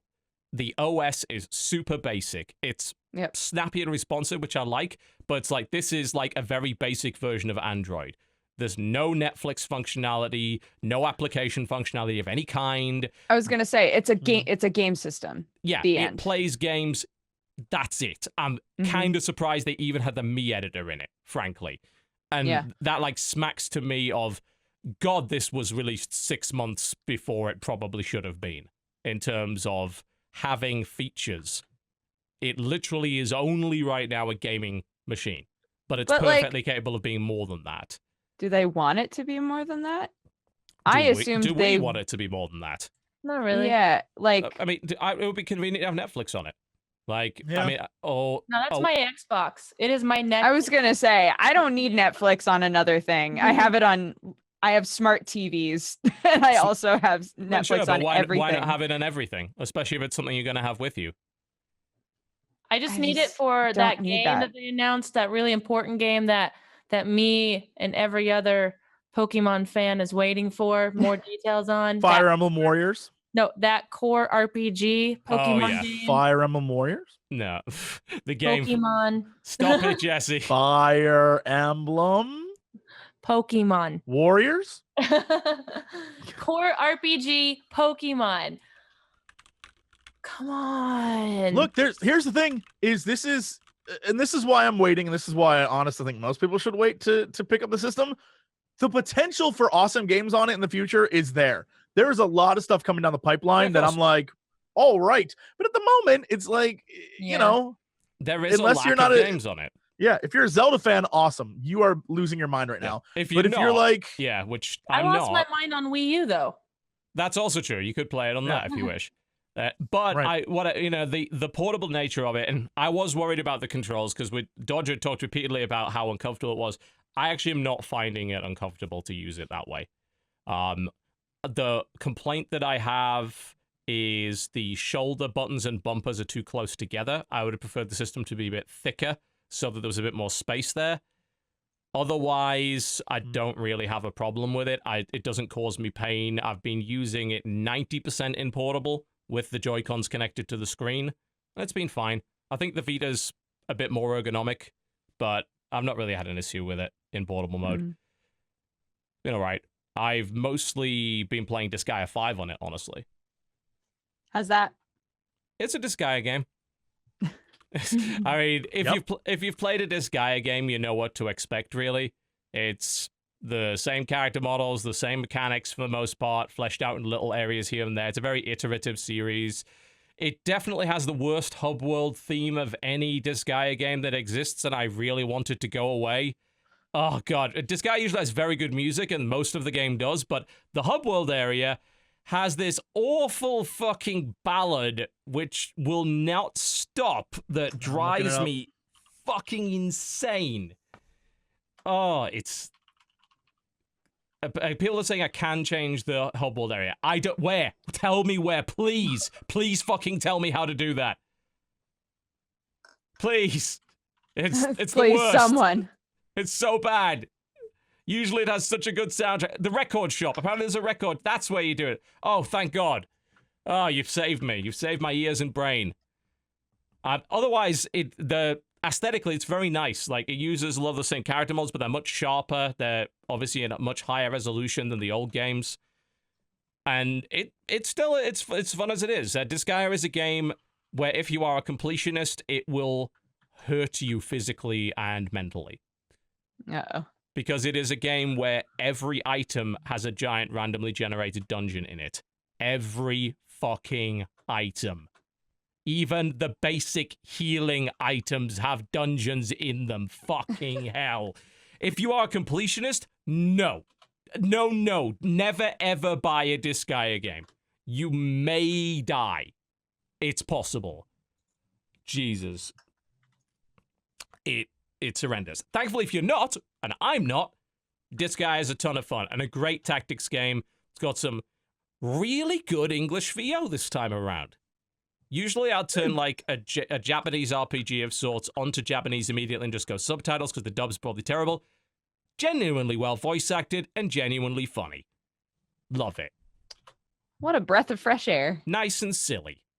And a nice complete package. The only other thing I'd recommend to people with that is that there is a bonus shop in the game which gives you access to all of the DLC that was in the PS4 version, which includes a bunch of fucking completely OP characters. Don't take them unless you want to basically break the game early. Like, maybe later on if you're having trouble with it. Girl Lohal is a great example, which is a gender switch version of one of the characters from the previous games, one of the main characters. She murders everybody just without any problems whatsoever. And when you get a character like that, which is why I hate these pre-order bonuses that give you OP shit, it's really hard to discipline yourself not to use it. Because, like, this has destroyed the challenge of the game completely. Just don't. Until you start having problems with the game where the game's kicking your ass, do not. Feel free to take the, there's about 3 or 4 bonus character classes, like the ninja. I've named them all after you guys, by the way. Aw. Dodger, you're a female monk that dodges a lot, obviously. Sick. Highest evasion. Jesse, you are a sorcerer in a weird animal hood. You die a lot and you blow stuff up. And Sounds about right. Pokket, you're a ninja with a spear, who unfortunately also dies a lot because they don't have a lot of hit points. Working on that. Working on gearing up. It's like Got a dab Pocket. every Pocket, stream you I got can a dab. find. I'm definitely, though, an assassin, I will Yes, say. very Ninja. assassin-like. Yes, Can I say I looked up the song. It's called "Moving On." I made PewDiePie an imp. It is terrible. This song. Here's It's the thing. so bad, isn't it? Oh Because shit! she's singing like purposefully off key, and the lyrics are really like, "Wah, wah," like that. And the best part is, the comments are exactly what you'd expect. Half of them are like, "This is terrible. This is the worst song I've ever heard," and the other half are like, "It's beautiful." All day. It's it's so awful. Oof. It's bad. It's Man. so very awful. I swear to God, it literally just is a repeat of like, "Ah, ah," like over and over again. There's this like chill music in the background. It's I would never want to for listen. changing people say, like, "Oh, kill me now! Turn me into a prinny and throw me, so I explode and never have to listen to that fucking thing again." Also, prinnies will never not be funny. They're the best, and prinnies can become prinny swords now. Oh my You can do a monster transform, where a monster can transform into a weapon that somebody can use for a special attack. And prinnies, they become a pretty sword. So you run around with a fucking penguin as a sword. What else could you possibly want?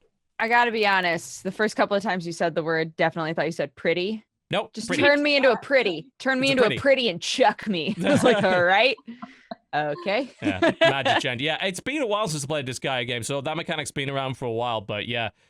It's good to get back into it. Like, I love tactics games, and Disgaea is one of the best ones. You just can't treat it as a completionist. It will drive you insane if you do that. Otherwise, on it, I played a bit of Thumper, which is a pretty cool visual experience. That's on PC as well. What else? I got Mario Kart. We played a bunch of that. Had some fun with Mario it. Kart's fun. Yep. You remember we had that discussion about the auto steering thing? And how it was really we thought it was a cool feature for accessibility for people who had various issues with controlling games. Yeah.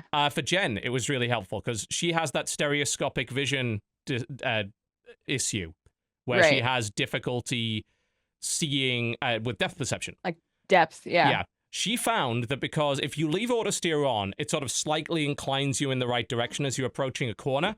She's found that basically overcomes that problem for her. Oh, that's great. She now doesn't turn in the wrong direction.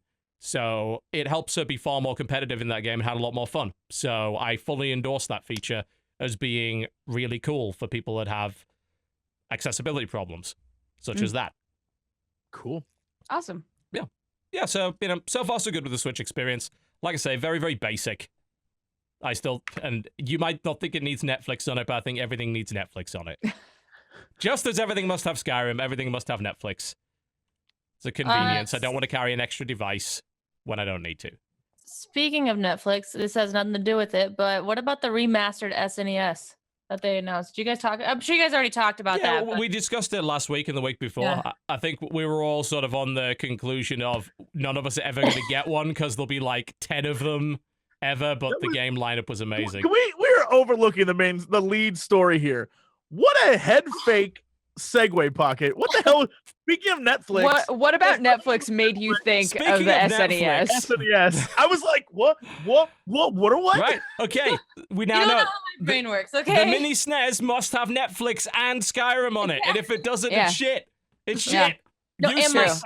Minecraft. Yep. In this modern world, it must.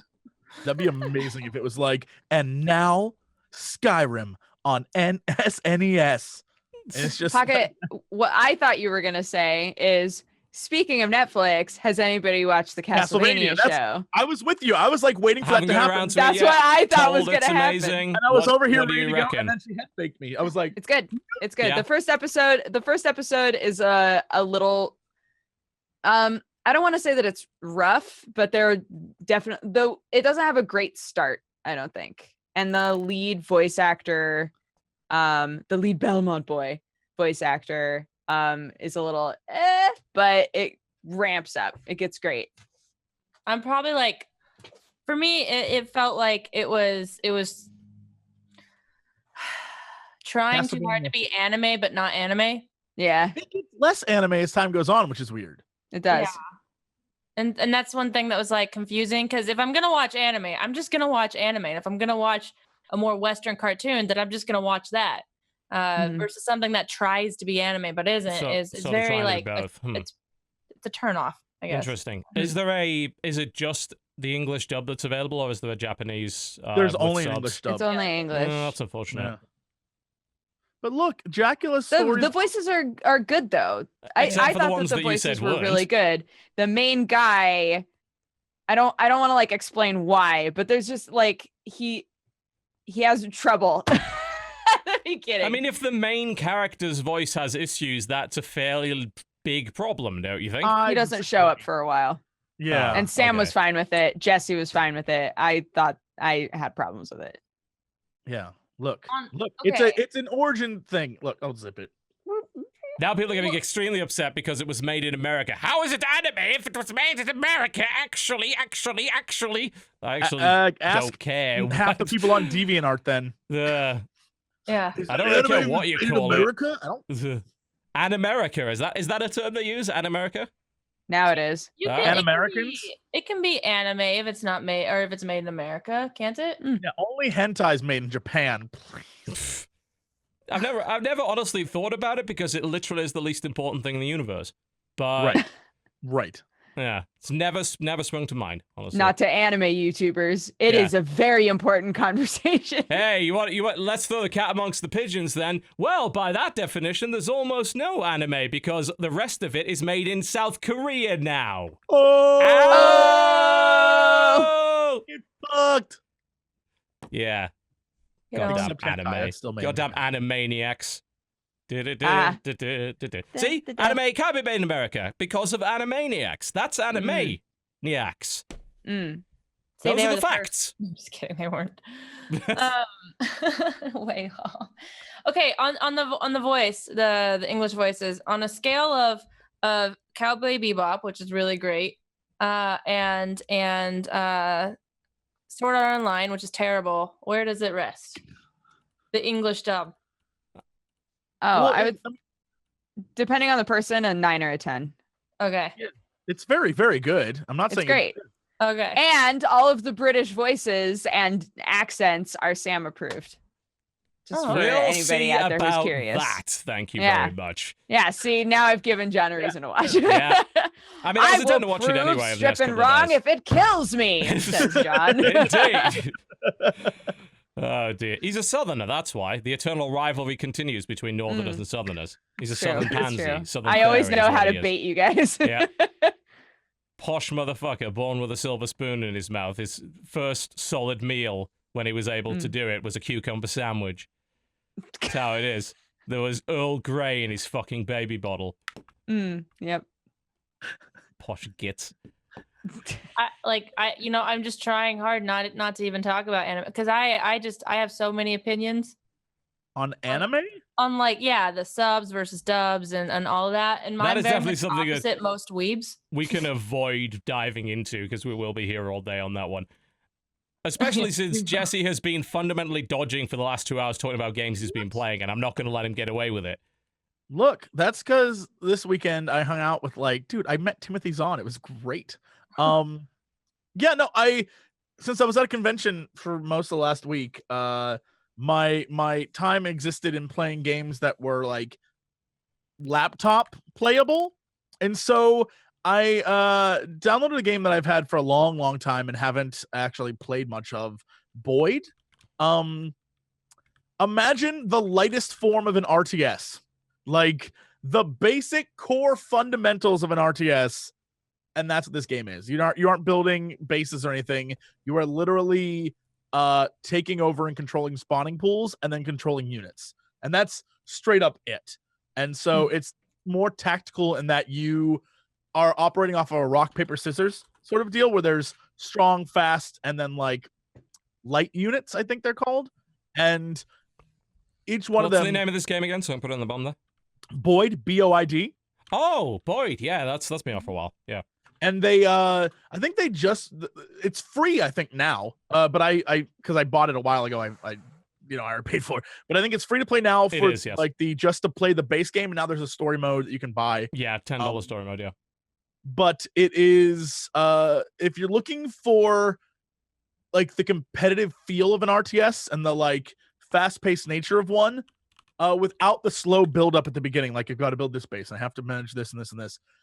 It captures that. It's really frantic. It's pretty fun.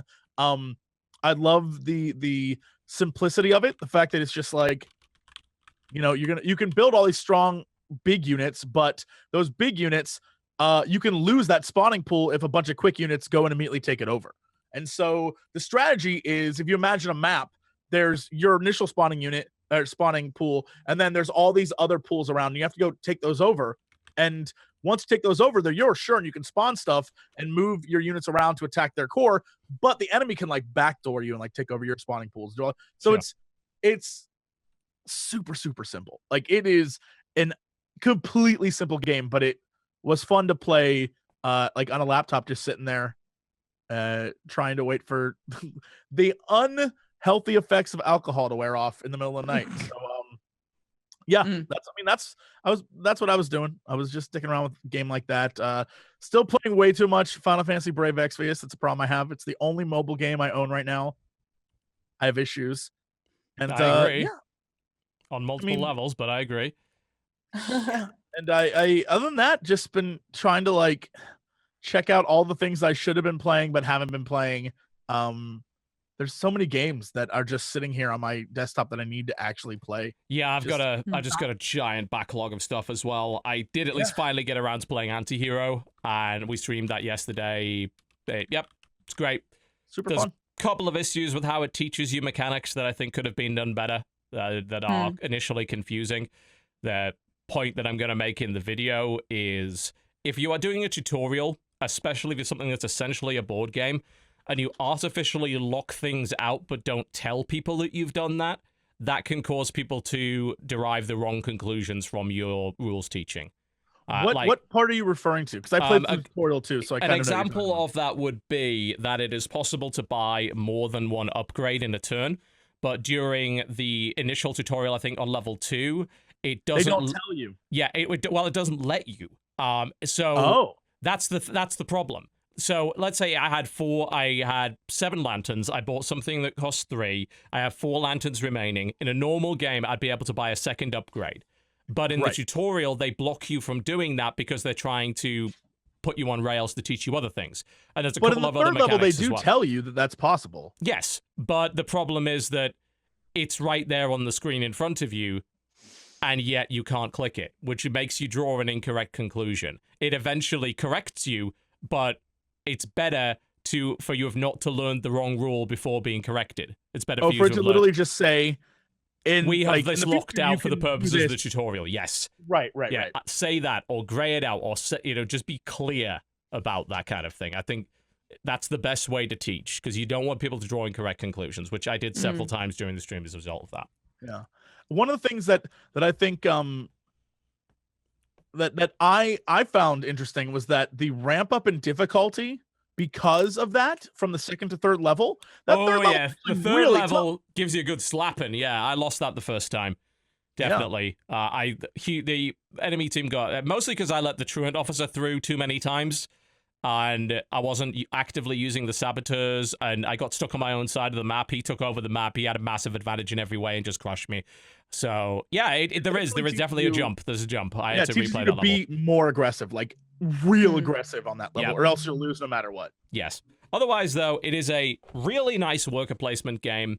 It's got a ton of options for your skirmish and multiplayer mode, so you can house rule things that you don't like, which is great. Cool. You can balance things, you can handicap people, and it's got a single player campaign that the first 3 levels of tutorial, but beyond that, it's a story, and all the AI characters have unique personalities and play styles and do different things. The levels are themed. The theme itself, it being, you're a master of a thieves guild in good old London town, is brilliant. There's some great art. It's nice and easy to control. They need to change tap to click. They forgot to do that. Personal annoyance of mine. It's not a phone. Otherwise, great game. Also, loved it. Anyone else excited for that game to come out? Yeah. I've been waiting for that ever since I played it at PAX last year. It's great. Anybody got anything else that they have been actively playing this week? You know what? It doesn't exist. It'll never exist. It's a weird thing to say to start out with the premise of a thing, but I finally played Missing, an interactive thriller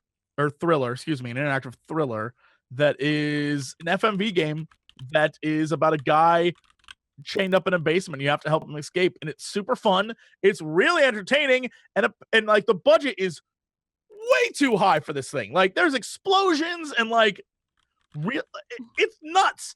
What is it?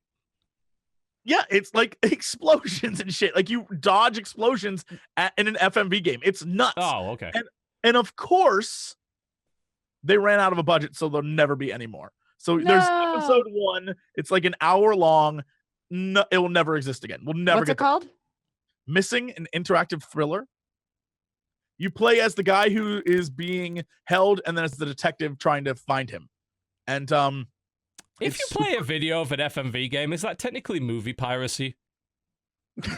I mean, I guess. I don't know. I have no clue. I have no idea. I guess since they have no money, it's not like they could sue me anyway, but it's like, yeah, is it? There's like a lot of just film here. And I love the way they do the puzzles and the interactive stuff is they take the image and they do that like movement thing where they like move the image a little bit.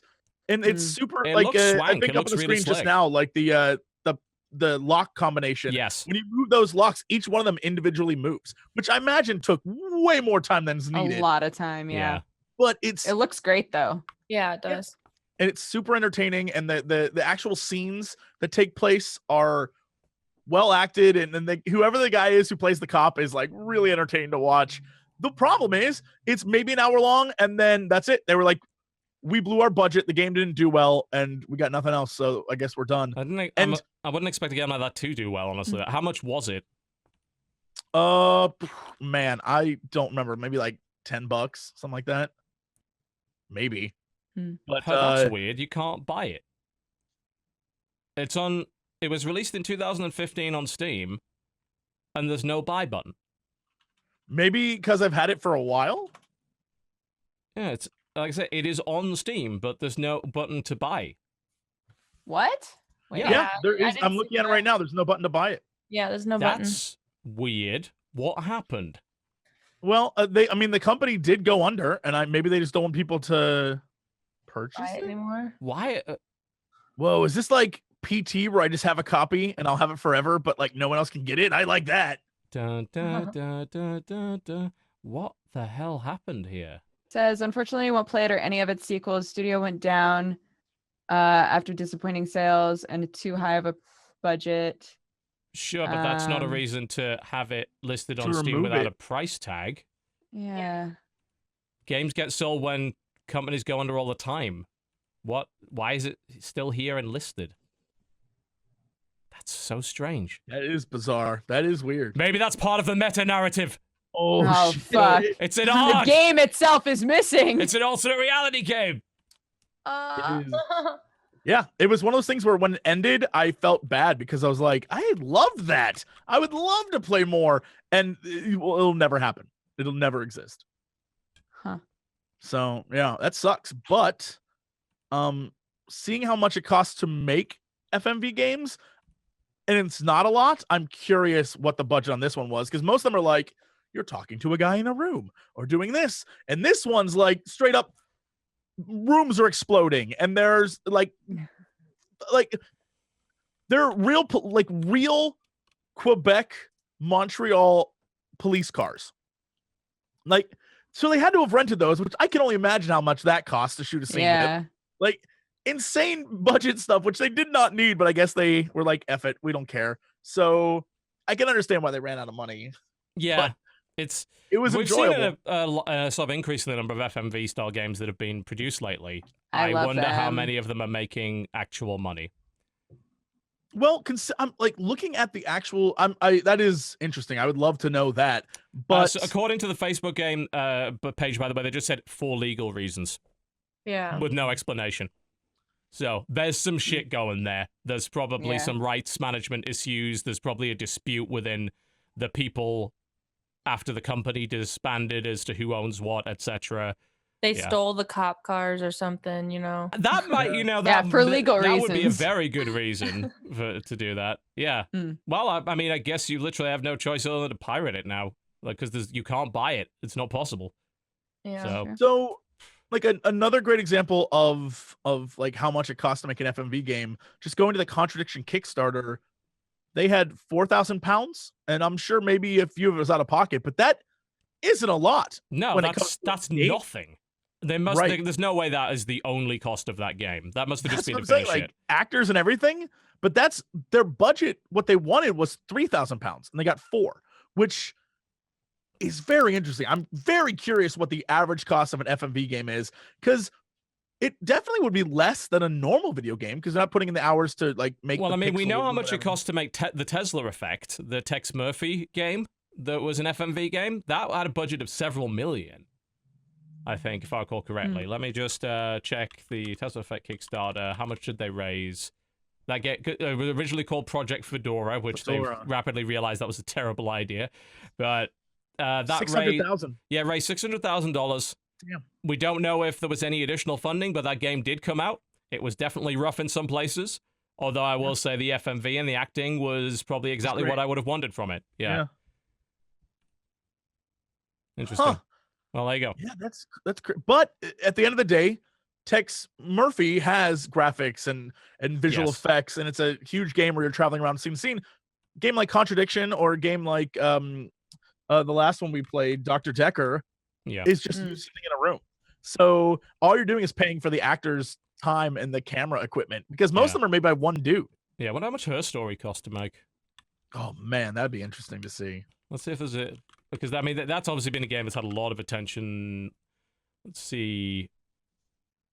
I'm trying to find it, but I'm not. I don't think they ever revealed that. There was a mention. I mean, the game sold over 100,000 copies, which is obviously amazing for a game like that, which is somewhat niche. They said there were big compromises made because of the budget. That's the only thing I know about it. I don't know how much that cost to what make. I heard about that, the compromises though was in the form of storytelling, the way it worked, which at the end of the day, I think was the best part of it. So if that's a compromise, then good job. Yeah, it ended guys. up leading to what something that worked, because they mentioned in an interview that they initially wanted a big exploration aspect, and I think if they'd done that, they would have messed that game up. Absolutely. That wouldn't have been anywhere near as compelling for the people who played it. All right, shall we take a break and then come back and talk about some gaming news? And we're going to talk about that game critic video from Donkey, who has actually just recently posted a response to certain criticism he has been receiving from... Oh, I've got a criticism. I got a criticism for Donkey right here. Yeah. All right. We'll be back after the break, folks. Don't go anywhere. You're watching the Co-Optional Podcast. Well, ladies and gentlemen, welcome back to the Co-Optional Podcast. Final hour or so of the show. We usually do discussion topics, news, and all that kind of thing. And a lot of us have been very interested in the recent video about games critics by our wonderful friend and somebody who has been on the show before. So we are very clearly biased in favor of this person. Not Just me. want to make that I'm going to nail him. He isn't. He's got beefs. He has beefs. I'm going to nail him. VG Donkey, yes. VG Donkey, Video Game Donkey, made a video about games critics, which was Sure did. in equal parts comedy and also valid points. And about 30 minutes ago, since this is a live show and we can react to what happens in the world, we can be nimble, we can be swift. We're like a cable news network, only without the terrible. This just in. Yes, this just in. We got breaking news Scroll from at the the front. bottom. Breaking news from Frontline. VG Donkey responds to a hail of criticism that came from, let's just say, certain traditional media folks got a bit defensive about this. All writers. Just The a little world. bit, yes. Jimmies were rustled. There was some outcry. No shit, of course there was. So we're gonna dive in on what was said in that video and what was also said in the responses, some of the arguments given on both sides, and which of them is talking out their arse. Now, Pokket, everybody's like... Except for Donkey for life. Yes, only Donkey is not a liar in this case. But Pokket, you actually introduced this topic before we started the show. It's like, hey, can we talk about this? I will absolutely talk about that. That is totally me. Totally. It's like, oh, well, we could, like, you know, sort of sneak it into... No, we're not going to sneak anything in. This is going to happen. This is going to happen right now. We'll talk about it. So, since you introduced the topic, why don't you introduce what the main points and the main crux of the video was all about? I mean, and he's addressed this multiple times in his dunk views of games, how just how, I guess, biased sometimes game critics seem towards certain games, and then how they'll call certain games bad, but I mean, obvious. Metacritic is a good example of this, where the game critics will give it a huge, like, high score, but then, like, the actual people that play the game will just, like, it'll just bomb. It'll just do great. Rotten Tomatoes is another one.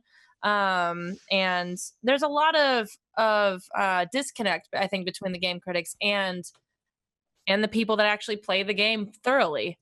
And I think he kind of calls them out and says, like, there's clearly something going on, and he doesn't try so much to assume what's going on behind the scenes or accuse people of taking money or any of that. But when some of the most hailed as the greatest games of their time get just terrible scores, it kind of does seem like there's a bias there. And then some of the games that were like, why is Call of Duty getting another, this is so innovative, this is so great, this is, and it's like, it's Call of Duty, it's like saying FIFA is so innovative.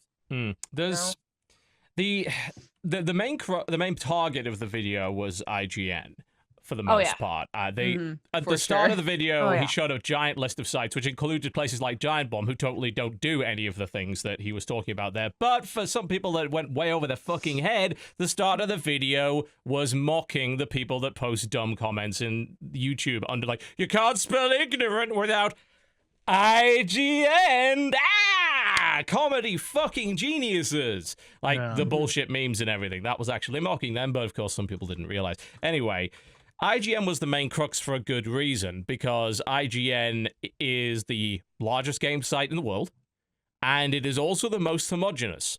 It is a website that completely deprioritizes the people that are doing the reviews, basically eliminates all evidence that it was written by a human person, and uses this system of scoring across the website, which of course is completely inconsistent. And at that point you wonder, well, if it's inconsistent, what the fuck is the point of it? Like, why can I order games by rank on your website, but in order to find out who actually wrote the damn thing, I have to click through several pages, and when I click their tiny little red name, which is the only reference on the page to them, to get to their bio page, it's empty. Empty. Right. Go there right now. Go to IGN. Right the hell now. Go to the reviews page. Click any review. Anyone you like. Oh god, the whole thing just broken. Now everything's a giant text. What the hell? Apparently IGN's website can't even work. Good lord, what the fuck? Okay, I guess we broke IGN. The list of reviews, there is nowhere on that list of reviews does it say who wrote them. So in order to, you have to actually click the review to find out who wrote it, and it's a tiny little piece of red text that's only there once. Nowhere else. There's no bio. There's no photo. There's basically no identity of any kind. In this case, I just clicked the Zodiac Aqe review, which got a nice solid 8.8 from IGN. Because most of the time they're incapable of scoring anything from a major publisher lower than 8. That should be like a real scandal. People focus. I mean, it's a joke, but it should be like a real thing that, hey, when the place you go to for reviews is so afraid of rocking the boat that across the board, 8 out of 10 is the joke of like this. When they give games, that's a problem. That's a problem. Yeah. So the person that wrote the Zodiac Aqe review, and this is basically the only mention of any sort, is Heidi Kemps. If I click her name, tiny little red name, it will take me to an empty bio staff page. You know what's really sad about it is that this will get to this kind of in the response that Donkey made, because some people in the traditional press made the counter arguments like, you should be following the people you trust. Yeah, see, I went to that page and it shows how many followers this person has. 0. And that's true of almost every staff member on that site.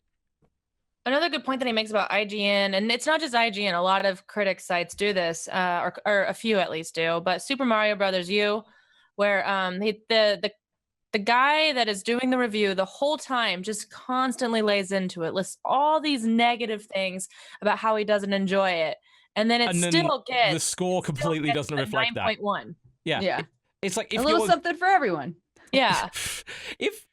I mean, we're sort of discarding the idea that that's somehow the hardest Mario game ever, which is objectively false by any measure.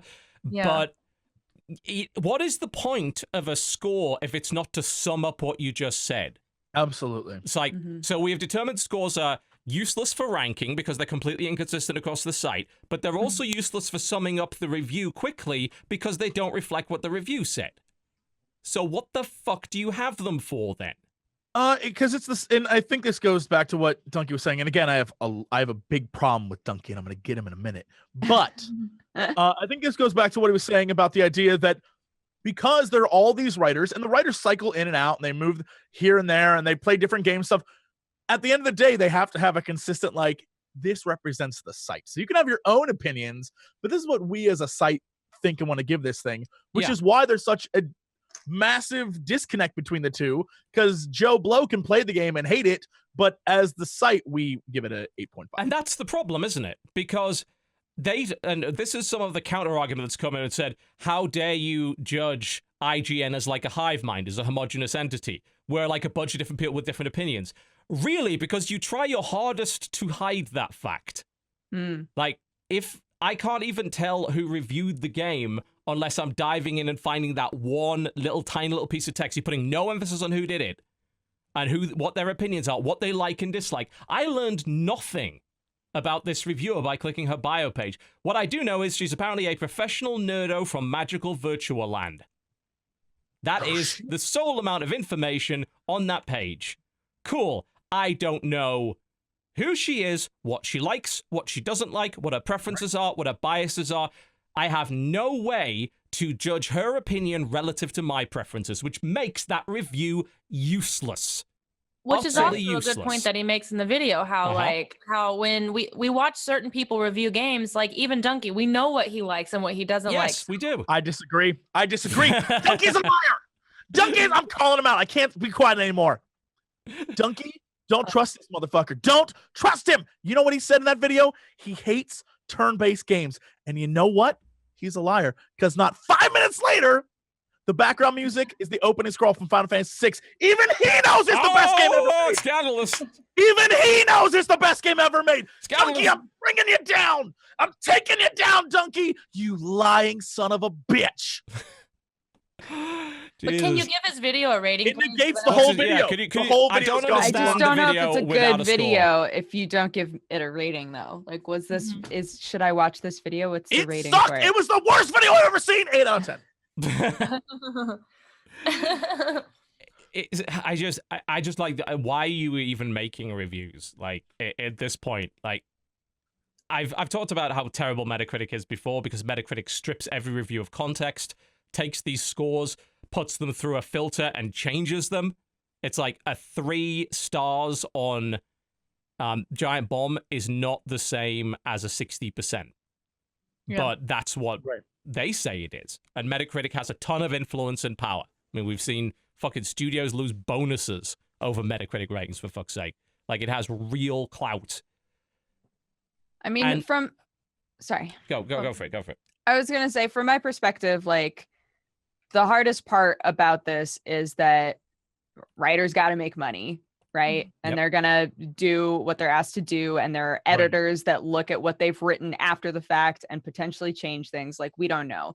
And you want to say to them, well, then you should only be working for the websites that do show off who you are, that do keep track of what articles you've written, that actually give you history on the site that people can like follow, right? Yep. That Of value which there you are as a writer. definitely sites that do that.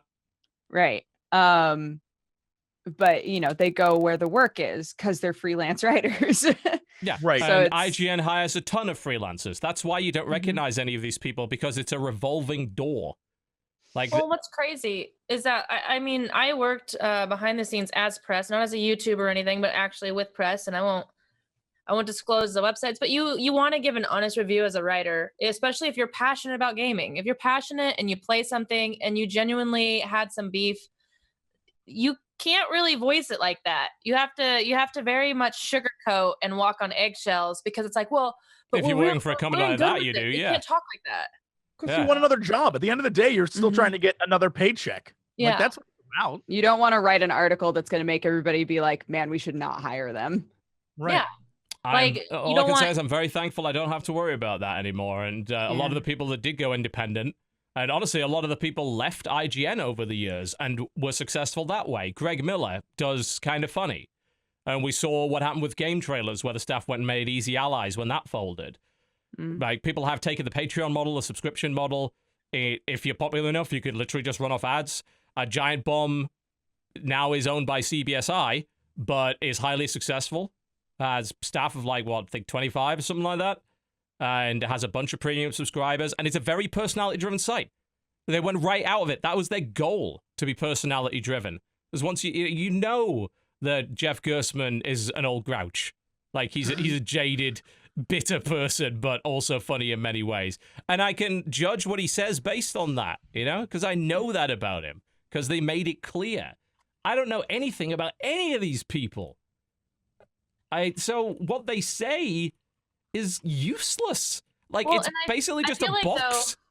And with regards to, I don't know anything about these people. I know that when Rift came out years ago, when Rift came out, that there was a website. It was a big critic website. I don't think it was IGN though, but there was a person who reviewed it. And if you look them up, they absolutely hated MMOs. Like, they just didn't like MMOs. And then they reviewed an MMO. And so automatically they start out with, I spent like 3 hours in the game and an hour and a half just messing around with the UI. And then they gave it a terrible score. And it was just one of those, like, why are you reviewing this then? You shouldn't be reviewing this. Someone else that perhaps likes MMOs or likes RPGs should be playing this instead. And I think that anonymity of saying, well, we're just not going to give you any information on any of our writers, so that way you can't be like, oh, well, you're obviously biased. This is a terrible review. Even though, I mean, honestly, it would be great to know that when it's like, well, you obviously are going to hate this because you just don't like MMOs. The thing is, that's useful. Right, there's and that's another point that Donkey made in the video. He was talking about the movie critic who is a complete fucking contrarian. Yeah. And yet, because we know that, that's actually useful. We can say, oh, he liked this, so it's probably shit, or something that TotalBiscuit would like. That sort of thing. That's good, that's useful, but anything that these guys put out is completely worthless to me, and it is homogenous. You don't get to argue that IGN is a collective of different people with different opinions and biases and personalities when you don't promote any of them in your reviews. Absolutely. You have fucked up in that respect in a big way. Yeah, we we tend to rag on Kotaku for a few different reasons. There's a few reasons, but they do a hell of a better job when it comes to pushing their writers. They actually do a great job at establishing writers that people see over and over again. If you click on their name, you can see every article they've ever written. The bio page is under every review, every one of them.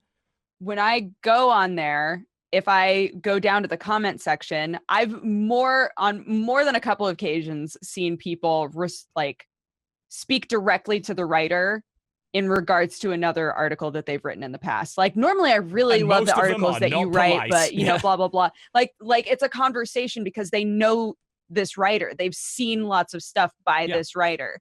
So Kotaku does a really good job with that, I think.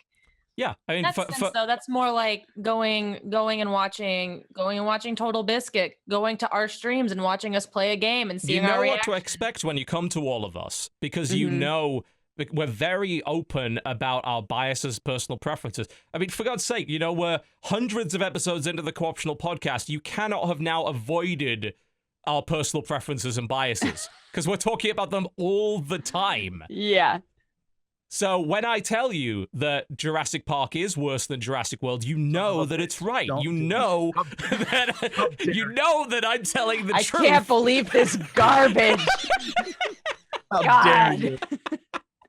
I mean, those are the facts.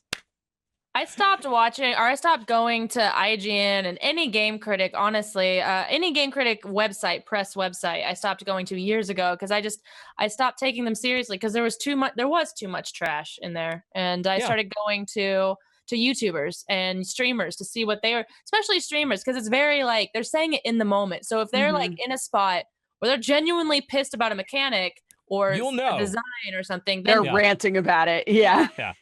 Dan is a good example of this. Dan's game. Yes, it's a great example. Not Banjo-Kazooie. What's the Crash Bandicoot playthrough?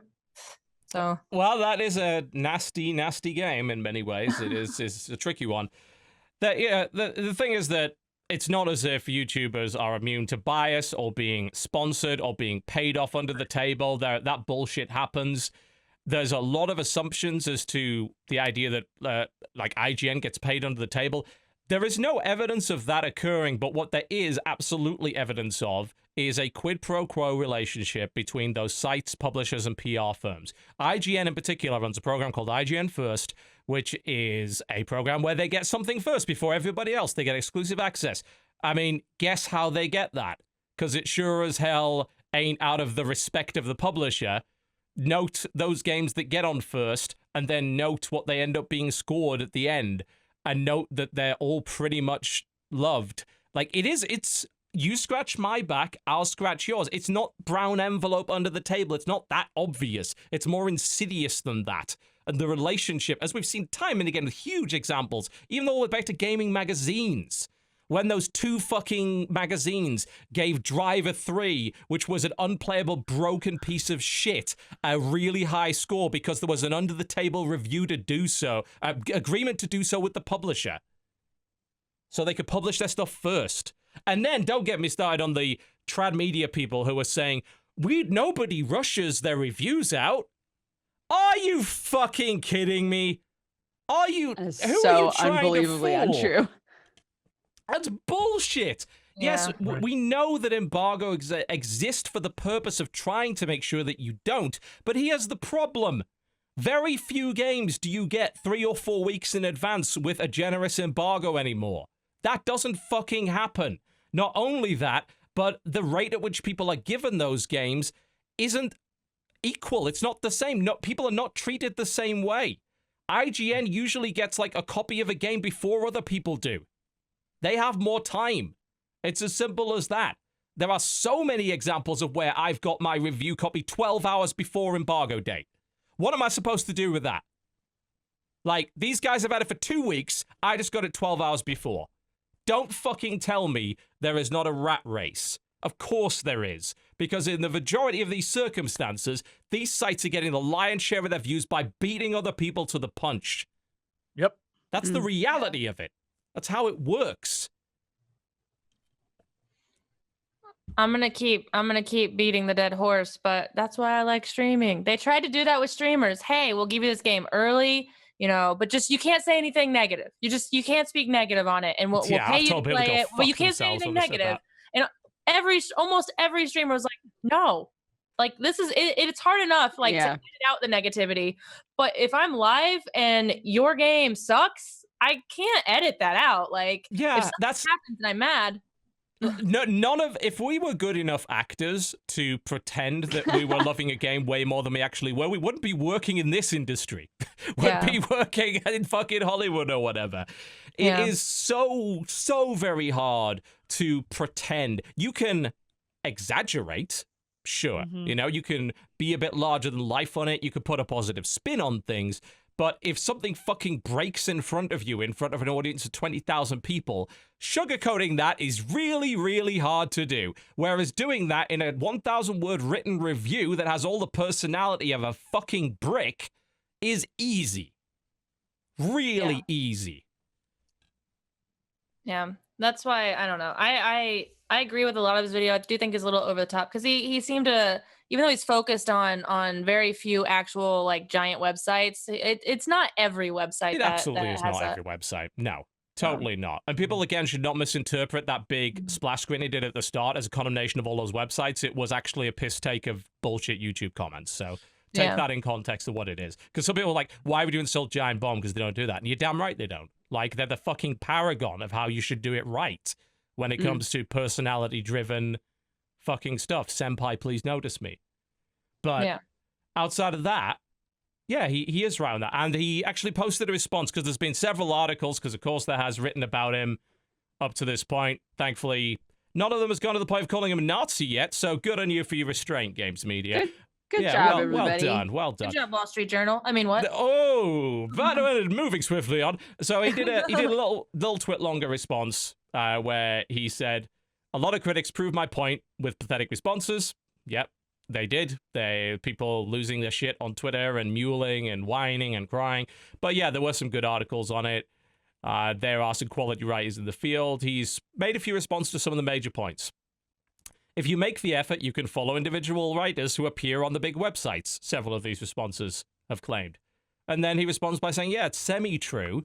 Most people, when they see a review by IGN, they just go, okay, IGN give it a 7. They don't bother to look at the name. And fucking rightfully so. He points out clicking on the author's name on IGN is particularly worthless, which is what I pointed out in my twit longer on this subject a couple of days ago. And he's completely right. Those bios are worthless.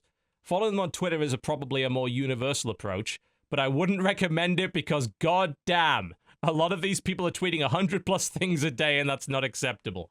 I should probably take that advice myself, actually. Yeah. Oh, well. He actually praises Kotaku by saying that they're formatted in a better way, where you give you a list of, like you pointed out, the previous writers' articles. Yep. His next one. Game critics are consistently wrong.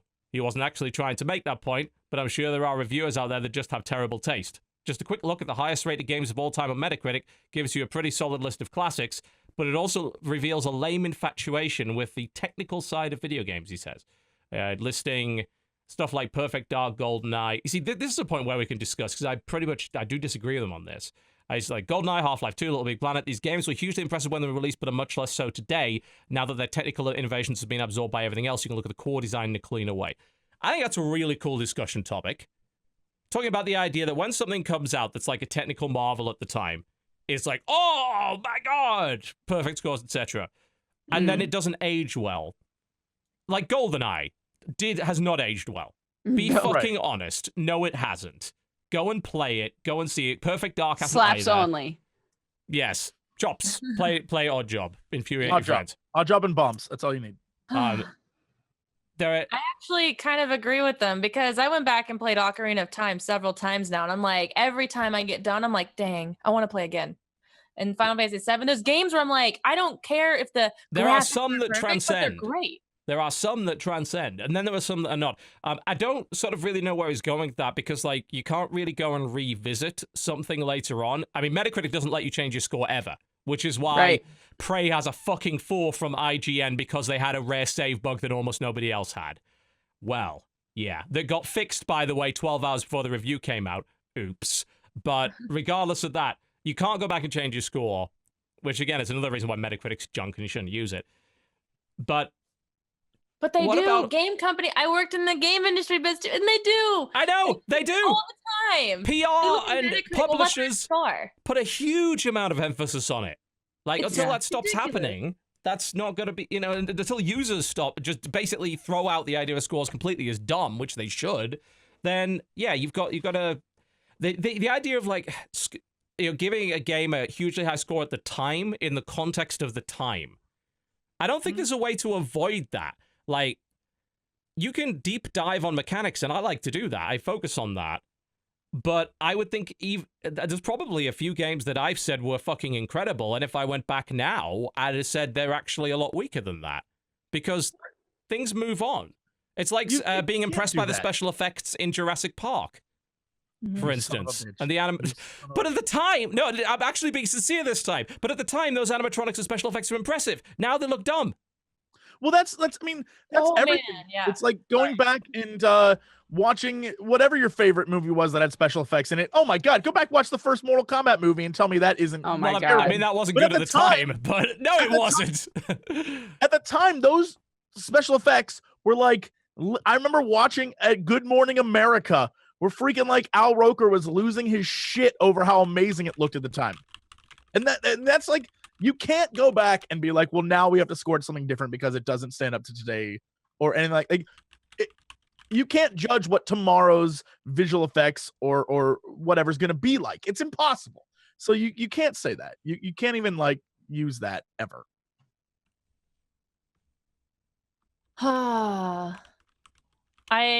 I'm reading through game reviewers react to Donkey's video. Reading through this, and the majority of them, just like in the reviews, shots fired, miss the point. And they don't get to, instead of saying it's like the people who buy something off of Amazon and then it arrives and they give it a low score because they're like, the postman looked at me funny. Like, this is what they're doing. Oh, Donkey hates me. That's why I hate this video. And it's like, I don't think he ever, besides a couple people like the movie reviewer and whatnot, he didn't point out a lot of people very specifically, except for to praise them or to say, hey, when this guy says something sucks, then you know it must really, really, really suck. Well, and stuff like that. It reminds me a lot, and I feel like this is something that the internet in general does. When people say you or you all or these guys, or they use like a general term to refer to like one or two people, everyone associated with that is like, is he talking about me? Are you fucking kidding me? I'm a reviewer. You saying I suck, Donkey? And I feel like that's something that everyone online has an issue with all the time about being like, oh, well, I'm associated with that, so he clearly must be talking about me. And it's like one of those, no, if the shoe don't fit, you don't got to wear it. Like, it's not about you. That's a problem across the internet. Yeah. And I feel like that's the huge response here was Donkey is like specifically targeting people and then making a general statement. He's like, this is an issue we have. And then people are just like, did you see what he said about me? It's like, you weren't even included in that. Yeah, unless you were quite literally the person. They just talk about themselves and they're like, hey, he's obviously talking shit about me. And it's like, he was talking about reviews. Yeah. I mean, you are basically literally describing the concept of identity politics right there, by defining too many parts of your identity through these things, these products. It's the idea of, excessive fandom and fanaticism and all that sort of thing. You make yourself so very vulnerable when you do that. Like, you are literally putting a target on your back and saying, shoot me. Why would you ever? It's so completely counterproductive. But continuing sort of on with his response, it's like, the scoring system is fucked. Pretty much every critic response has agreed with me here, except for one article, which beautifully illustrates why it's bad. It's like, yeah, the Paul Tassi article was a steaming pile of shit. Like, if you handed that in at law school, one of my fucking tutors would have laughed you out of the fucking office. Like, it's terrible. Like, if you're a video game writer and you're writing stuff that is that poorly argued, you need to find another job. But the thing is, like, when they all say, "Oh, well, it's fucked," then fix it, change it. Then. Yeah. Why are you still doing it? Be the fucking change. You are complicit. Yeah, but they're complicit in bad behavior. Yeah. They're so fucking terrified that by getting rid of the thing they know is bad, that they might lose some ad revenue. It's like when I turned off YouTube comments for good. That's it for them. And then some people like, oh, I know YouTube comments suck, but I don't want to turn them off because I might lose some money. Fuck that. I turned them fucking off and never looked back. I don't give a shit if I lost thousands, and I probably did lose thousands of dollars for doing that. I don't give a damn. It was the right fucking thing to do, and I'm a much happier person for it. That's called standing on principle and having some fucking spine. I think it shouldn't be a number or a letter or whatever. It should just be like, did you enjoy it? Or did you not enjoy it? Or did you like really enjoy it? Or did you hate it? And then it's like, oh, well, I just hated this game. And all of the things I said in my review sort of back that up. And instead of just like, I give this. Don't give things numerical scores. Like it's the pretense of objectivity, right? Like when if I go and buy something, let's say I buy a piece of computer hardware. I was like, I would like 32 gigabytes of RAM, please. And I look at the list and it's like, this is 16 gigabytes of RAM. Oh, this has more RAM. This is an objective standard. Whenever you see those numbers. And yet, in this case, it's not an objective standard of fucking anything. And it's not consistent. It's useless. Fucking useless. Mm. Yeah. So, fuck, honestly, like, fuck the people who are like, yeah, we realize it's bad. Because you ain't changing it. You haven't done a thing. Fucking refuse to give it a score. Like, oh, well, we might lose our job. Get everybody there to say we're not doing scores anymore. It's stupid. There are a few sites that did. Good on Eurogamer for doing that. A couple of years ago, they said scores are dumb and stopped doing it. Good on them. Kotaku doesn't do scores. Good on them. Well, and I think that goes back to what Pokket was saying. I think what we've said for a while is when it comes to a streamer or most of the reviews that you see on YouTube, even for products, don't give scores. It's them like, here's what the product does. I've now used it. Thanks for watching. The score is the person watching being like, oh, that looked good or bad or shitty. And I will make my own decision based on that. Sorry. I didn't mean to interrupt you. No, it's just a better, simpler format to allow a user to decide. It works better. I feel like the scoring system is a TLDR for a lot of people. Too long didn't read. What's the score? Whereas I think they should just do pros, cons, final thoughts. Yeah, summary. That would be perfect. Yeah. And you pointed this out earlier. It's not an effective TLDR if it doesn't reflect the content of the review correctly. Yep. Yeah. So it doesn't even serve that purpose either.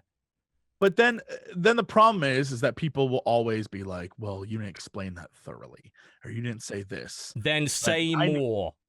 Right. And then when you do say a more, 95-minute critique on Mass Effect Andromeda then. You want to explain everything? Just do that. Like, but nobody will watch it. Oh, that's a shame. Yeah, because they all come to me because I'm better at it. I need a fucking button that goes bit, like that horn thing. Yeah. And there are no good Sonic games. Except for all the good Sonic games. I agree with that, though. Yeah. Good Sonic game. Yeah. There are some. Yeah, I don't... Sonic 2. That's a good game. It's better than Mario. Is it Mario Brothers 2? I heard Andromeda's a 7 out of 10. Thanks, IGN, for telling me. It's weird. I said this at the end of my 90-fucking-minute video on that game. If I ever did give scores, which I never will, Mass Effect Andromeda might be the most 7 out of 10 game to ever exist. Yeah, it's a solid If you use the full scale, it's it's good but flawed in lots of ways. I would give it a 4 if I were to rate it. I was just like, I'm done. I to be fair, I played it right after I played Mass Effect 2, so I went in there. Oh, that may have not been a good idea. That's like having a really good steak and then chasing it with a Big Mac. Like that's not gonna work. But it's like, Terrible. here's the studio that made Mass Effect 2. Go play Andromeda right after. Game sucks. Yeah, End of story. it's not even the same guys anymore. Like a lot of those guys moved on, and it sort of shows. But there was a lot of things that I liked about Andromeda that a lot of people did not, or they were focused on different aspects of the game that I was, but that's the thing, innit? Because I was able to explain that, and if you aren't able to explain why you liked something, you can't criticize, you can't do critique, you can't be persuasive, you can't express an opinion. You gotta tell me why you think a thing. That is literally the only thing that matters to me. You can have the stupidest opinion in the world, and if you back it up and explain it well, I'm going to respect the hell out of that opinion, even though it's like, that's the dumbest thing I've ever heard. Like the idea that Jurassic World is somehow worse than Jurassic Park. God damn it. Dumbest idea.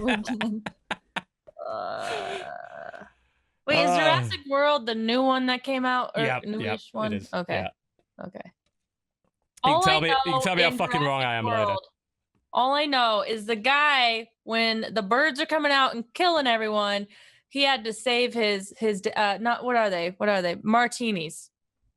Well, Did you not? that was the best. He Yeah, just the running guys away like, with martinis. are you kidding me? Like the cost of a martini at a theme park, that shit's expensive. Yeah, absolutely, he's gonna save them. Why would he not? They're like probably $40 each.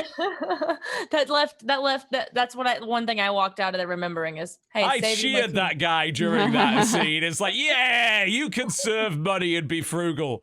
You paid for those martinis. You deserve to enjoy them, regardless of the circumstances. All right. Okay, I think we're sort of wrapped up on that topic, and we've got about 15 minutes left for reviews. They have been culled. Thank you very much, Dodger, for doing the I got rid of a ton. Jesus so. Christ, you did. Yeah, there was some bad stuff. I'm going to toss them your way, Jesse. Here we go. And I'm going to toss them your way, Pocket. Here we go on Skype. That's the release list. Gonna load up Steam, and we are about ready to rock and roll. Dodger, do the honors, please. First one on July 11th, aka today. We have I can't tell if it's supposed to be Hyper Run or Hype Run. Let's call it both. Yeah, Hyper Run is what I'd A say. little bit of both. But it's an arcade racer game. Inspired by F-Zero, Akira, Tron, and Tony Hawk's. Yeah, it's sort of the drifting in this is like they just don't even bother to pretend, do they? Wow, that's like you instantly basically go sideways. This actually does look fun though, like the speed that you have to do this shit at. My question this looks cool. Is it co-op? It is not. I don't think. Just single player. Oh, okay. Looks pretty cool. Next one. The next game is called A Quick Death, and it's a quick draw game. Oh, that sounds fun. That sounds really fun. So it's two cowboys, local multiplayer, timing and reflexes. So it's basically 1-2 switch, but not $50. Right. Yeah. That actually does look a little bit fun. Probably not something you'd like spend a lot of time playing, but you know, something you'd maybe sit down for 20 minutes and have a play with a friend on. Like nice and simple, but I like stuff that's sort of like sudden death. Right. All right, what do we get next? Next game is Insane Road. It's an endless runner where you get to choose a weapon and a car, and then you're just trying not to have your car blow up, I guess. That reminds me. What was the game? What was the game on the old system where you're in the car and you're just driving, and then you got to find the semi on the highway and get in before everything kills you? Was that Spy Don't Run? know. Spy Run? It's something like that. Oh, it reminds me of that though. I used Spy Hunter. Is that Spy it? Spy Hunter. Yeah, that's the one. I played that game so much. They did a remake of that. I don't think it was as good though. But this kind of looks all right, and it's cheap too. It's like it's a $3 game. So yeah. Next up is Survivor, which is a VR game where you're in a building and an earthquake is happening, and you're trying to escape the building. I feel like we had another Escape the Earthquake VR game a couple of weeks ago, didn't we? Like Earthquake Simulator or something. This is not the same. What I do like about this is it seems like it's a fairly short kind of vignette experience for $7 instead of $50, which is what a lot of these VR games price themselves at. Mm. You know, it's not something like when you say Survivor, it's like I don't think of a game like that. Like VR, sure, trying to escape something, sure, but I don't think Earthquake. I think like thrown onto an island and running from things type thing. See, you're being conditioned now by all these early access survival games to think that that's the way it goes. Yeah, It's my fault. we need a new good name for this genre now, and we're gonna have to come up with something. The next game is, I know TB is excited about this one, Fire Pro Wrestling World. Fire Pro Wrestling World, yes, it's entered early access. Fire Pro is a classic series of really good wrestling games, shit ton of customization and depth. You can make any wrestler that exists, or any of you. I made I made the Garbage Man last night, Jesse. Great. I made your wrestler from that co-optional animated. It's really easy to do as well. Basically, it just uses a layer system, and it's got hundreds and hundreds of parts that you can put together and combine, so you can make anything. Perfect. And here's the thing: it's got Steam Workshop support, which means everyone's just making every wrestler and uploading them to Steam Workshop. So that shit's already there, like content-wise. So I'm pretty excited to see where this goes, because the base gameplay is already very good. So yeah, here's hoping. The next game is called Recession. It's some of that asymmetric gameplay. Okay. It's a 4v1 cop versus robbers game. I think this actually looks really fun, and I like the art style. That it seems like it doesn't take itself too seriously. Yeah. It's also very basic, kind of flat shaded, which is totally fine. Single cop in heavy armor versus 4 fairly vulnerable people. That's not too bad. I mean, that could be fun. I've seen those weapon models in 5,000 different Unity games before, but you know. But the thing is, I don't mind them using pre-made assets as long as they make something interesting with them, right? Which it seems like they have, so I'm okay with that. Yeah. Next up is called Mind Reflection. It looks like a very minimal puzzle game. Yeah. I've heard of the dev Drunken Apes before. I'm not sure what they made, but yeah, very, very sort of basic puzzle game. Very cheap too, only $2. It's kind of interesting for those that like that kind of thing. Final Fantasy 12 Zodiac Age, which we talked about. PlayStation 4 release only for that one right now. Next up is Fable Fortune. Oh, which is an Xbox One and PC release. Yeah, it's the Fable card game, which seemed like a terrible idea because it kind of is, but I do love the aesthetic of it. Like it's got the little standees, sort of everyone's like a training dummy as a character. So like if it keeps this kind of sense of humor of Fable and puts some interesting ideas in it, it could do all right. It's obviously entering an extremely competitive market. It does have cool. There's a co-op mode where you can fight bosses together. Oh, that's cool. I'm in. Yeah. I've been wanting one of those. That was the best. Did any of you play the old World of Warcraft trading card game Boss Decks, where 4 of you played against like Molten Core and shit? And cool. Onyxia. It's super cool. That's on Tabletop Sim. We could do that. I can set that up for us. Like next week, we'll play it. We'll do a raid boss. Yeah, let's do Molten Core. It'll be great. I'm really glad they're focusing on that kind of gameplay though, because that is a lot of fun to play. Next up is Black the Fall, which is a new Square Enix game. I played the like beta release of this game. What did you reckon? It's good. It's very Inside feeling. If anybody played Inside and liked it, it's entirely 2D for the character that you control, and it's a Romanian game that's inspired by communist Romania, and it's good. Yeah, I played like 2.5 hours of it, and then the copy that I had was like, that's as much as you get to play until it's released, and I was like, no. Well, at least we know the game's longer than 2.5 hours, so that's a thing. Do know that. Yeah. So I enjoyed it. Next up is called Leap of Fate. Ah, yes. PS4 release for a pretty cool cyberpunk roguelite, which is really fast. This is on almost every format now, but I played a bit of this when it first came out last year on PC, and I did enjoy it. Like, if you're looking for a more action-focused sort of twin-stick roguelite experience that's cyberpunk, this is pretty cool. So, yeah, that might be a good choice. If you don't own a PC, PS4 release for this will be pretty cool, too. Next up is MotoGP 17. I honestly don't know why I left that on there, but there you go. Motocross game. Came out last month on PC to mixed reviews, as I think every MotoGP game ever has. Like, stop pretending, just give us a new Road Rash, please. Thank you. Next up is Mr. Pumpkin Adventure, which is a game that came out on the 1st of July, but now it's being released on the Vita.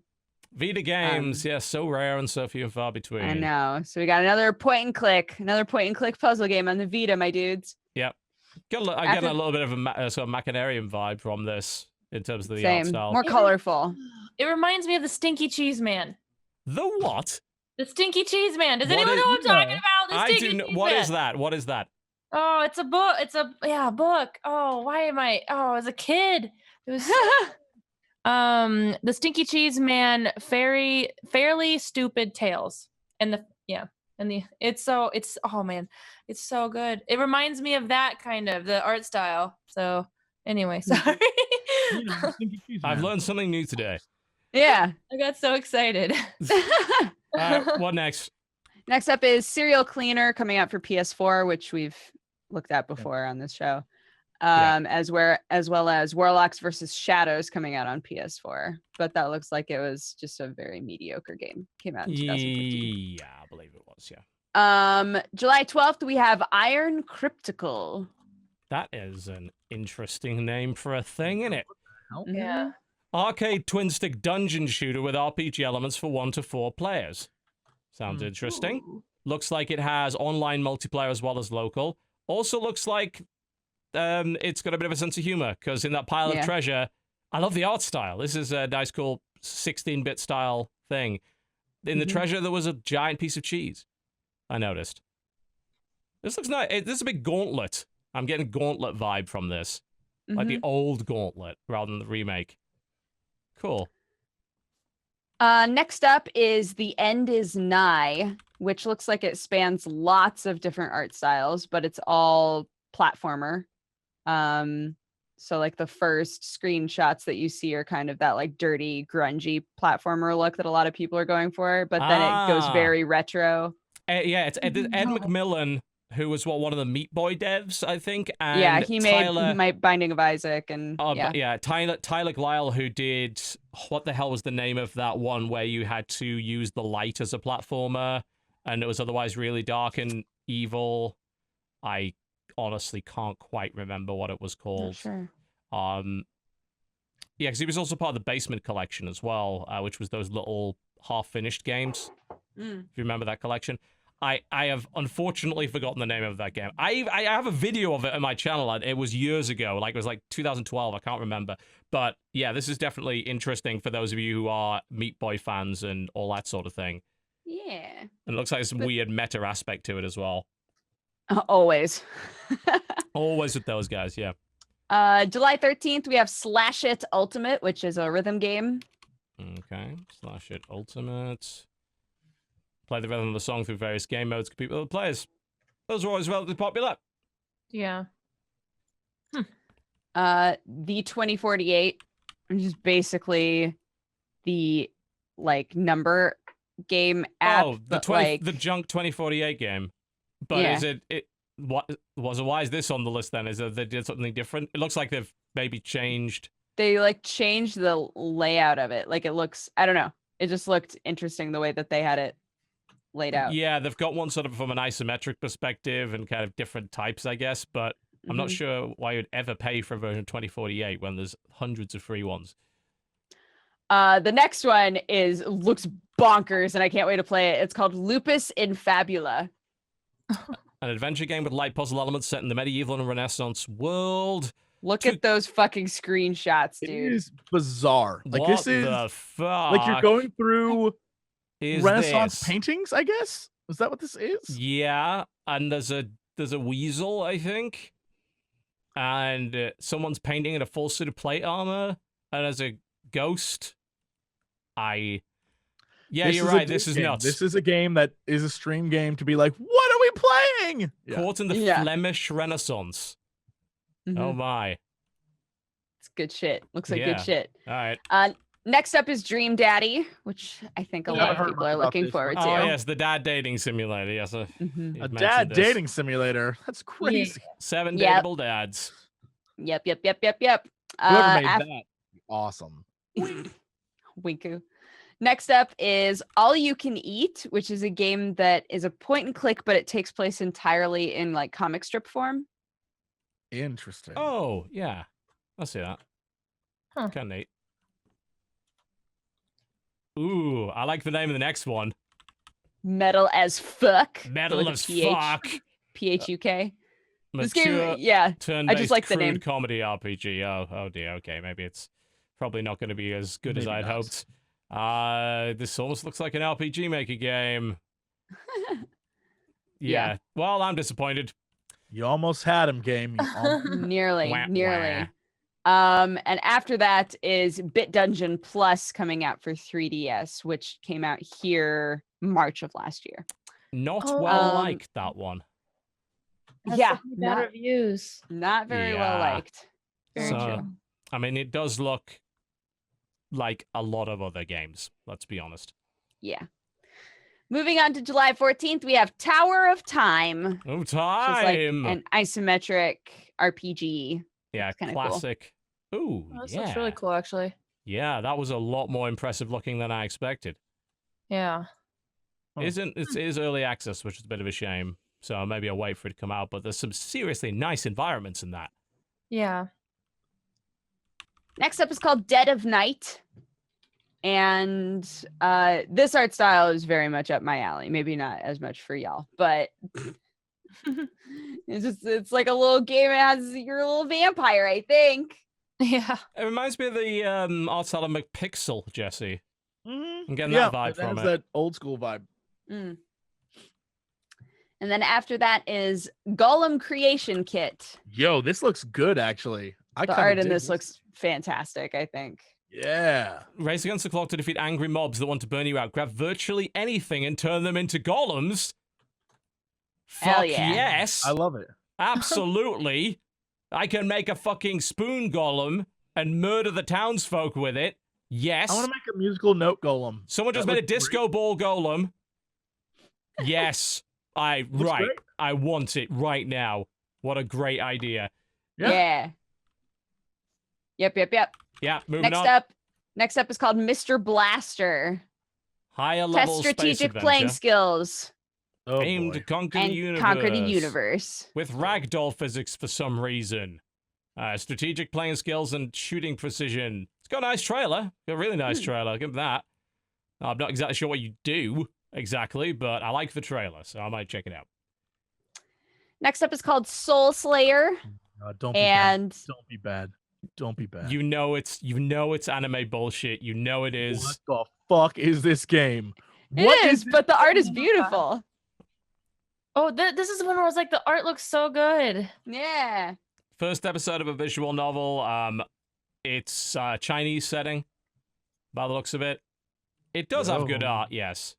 One of many, many visual novels that are coming out. Scroll down and see if there's an adult patch. Of course. Pass. Where everyone's naked forever.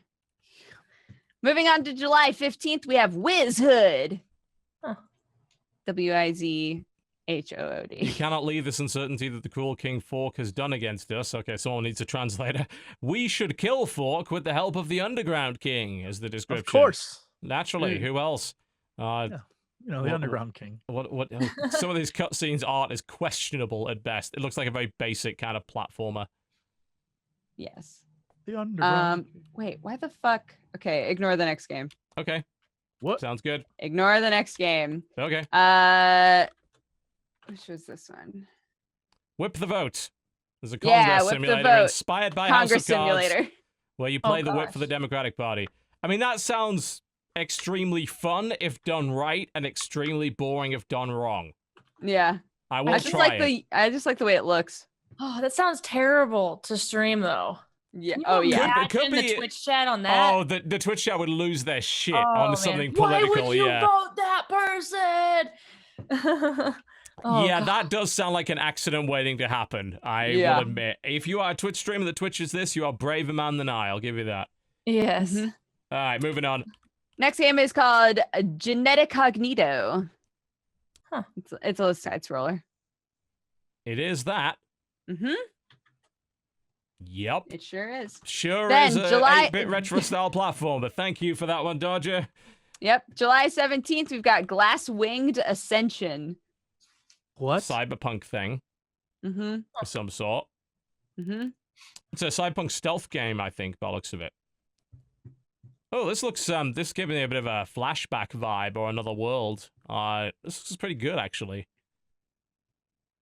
Yeah. Animation's a bit jank. Could do a bit more work with that, but yeah, it looks alright. Game after that is called The Overdreamer. Side-scrolling horror game. Combine various items. Combinate. That doesn't sound like a real word, but Combinate the items. yeah. it's Combinate them. Combinate. I really do hope the frame rate is better than the trailer indicates, because it's running about 3 frames a second by the looks of it. It's like, ugh, not great. And then the final game is called Hockey Space. Hockey Space. Fast, button-based, low rule, whatever that means, local multiplayer hockey game. Shame It that's... doesn't look too bad. Yeah, it looks kind of Yeah. fun. That's the kind of thing Northern Lion would like to play. You know, he is Canadian, so I must define him by the national pastime. Got him. Yeah, damn them and their hockey. Yeah, that'll teach him to be nice and Yeah. apologize. Got him. Asshole. Yeah, it doesn't have online multiplayer, though, which is, again, is a bit of a shame. Is there nothing coming out for Switch this week? There's not a single Switch game on that list. Let's find out. Let's just double check that it hasn't been missed in the list. That's new Switch releases. Yeah, these are all out. Is there nothing coming out this week? Huh. Not even a Neo Geo port. Coming soon. Actually, there are. No. There are a few games we somehow missed. I don't know why they weren't on the list. But Death Squared's coming to Nintendo Switch on the 13th, which is already on Steam. The 3DS is also getting Curse Castella and Ash Divine Cross. That, I think, is it. Yeah. So there are a couple. There's like one Switch release this week.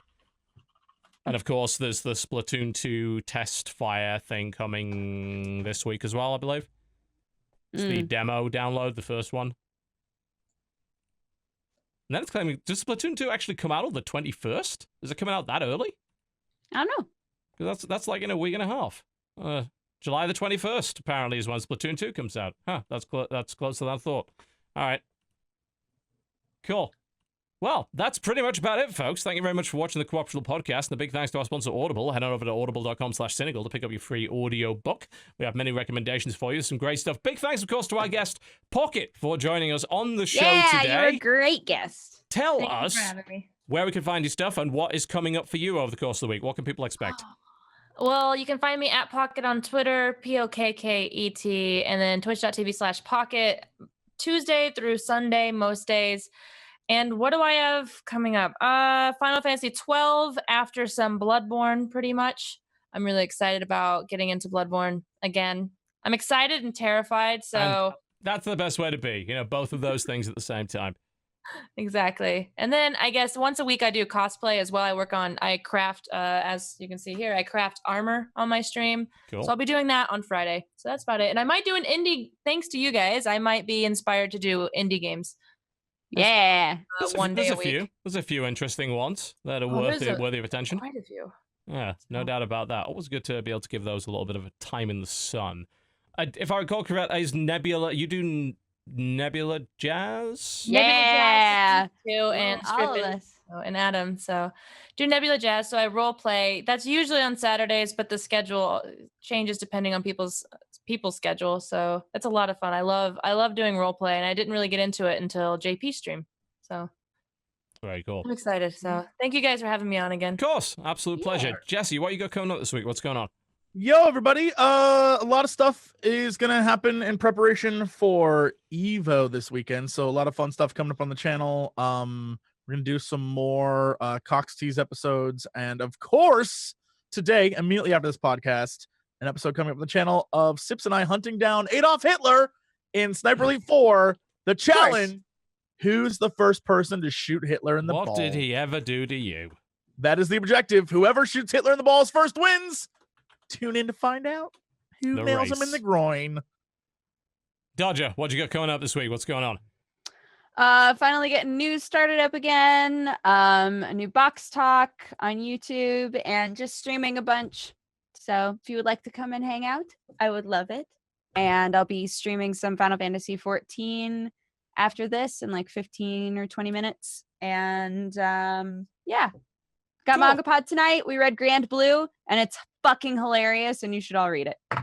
Great. That's it. Cool. Myself, probably not a lot coming up this week. If I can get it done before next treatment, unfortunately, I got another bullshit treatment this week, but whatever, I'll be back on my feet soon enough. If I can get my Antihero video done by then, that would be great. If not, do bear in mind I did stream it for a good couple of hours, so if you are a subscriber to the Twitch chat, that VOD is available for you to see right now. If not, I do give permission to people that upload my non-co-optional VODs. And there's a channel that pretty much does all of them. It's a TotalBiscuit unofficial stream channel, so you can go watch me play 2 hours of Antihero there and make various silly Landon Tan Gavner voices. If you would like more Landon Tan Gavner voices, Co-optional Lounge Sheriff of Nottingham episode is currently on the channel right now. There are some of the worst accents that you have ever heard in your life as myself, Krendor, Cry, and Nerdcubed play a game about smuggling chickens and contraband goods into Nottingham past the sheriff. It was a fucking riot. The VOD is cut and available on stream right now, and as regards to Co-optional Lounge, we want to be doing that more regularly again. So you can expect it, hopefully, on a more regular basis now, because board games are awesome, and we want to play a lot more of them. So that's something that will be happening. Pretty sure that's it. Yep, pretty sure we're done, folks. Thank you very much for watching the Co-Optional Podcast. Next week's guest will be, after I think several years of absence, we will be, and I'm just going to double check I got the right person here because it'd be highly embarrassing if I didn't. We will be joined by Mr. Peanut Butter Gamer on the 18th of June. PBG is back. Oh, he is a heartthrob. I learned that this weekend. After a very long hiatus, he has lustrous hair indeed. The most lustrous of hairs that I can say. He'll be on the show on the 18th. We've got some really good guests actually booked over the next month or so. Some old favorites and some new arrivals. So just keep an eye out for some announcements. I'll let you know what's going on with that closer to the time. Big thanks again for watching and your support. We're gone. This has been the Co-Optional Podcast. Thank you very much for watching. Scores are still bullshit. Jurassic World's still better than Jurassic Park. See you next time. Goodbye. No!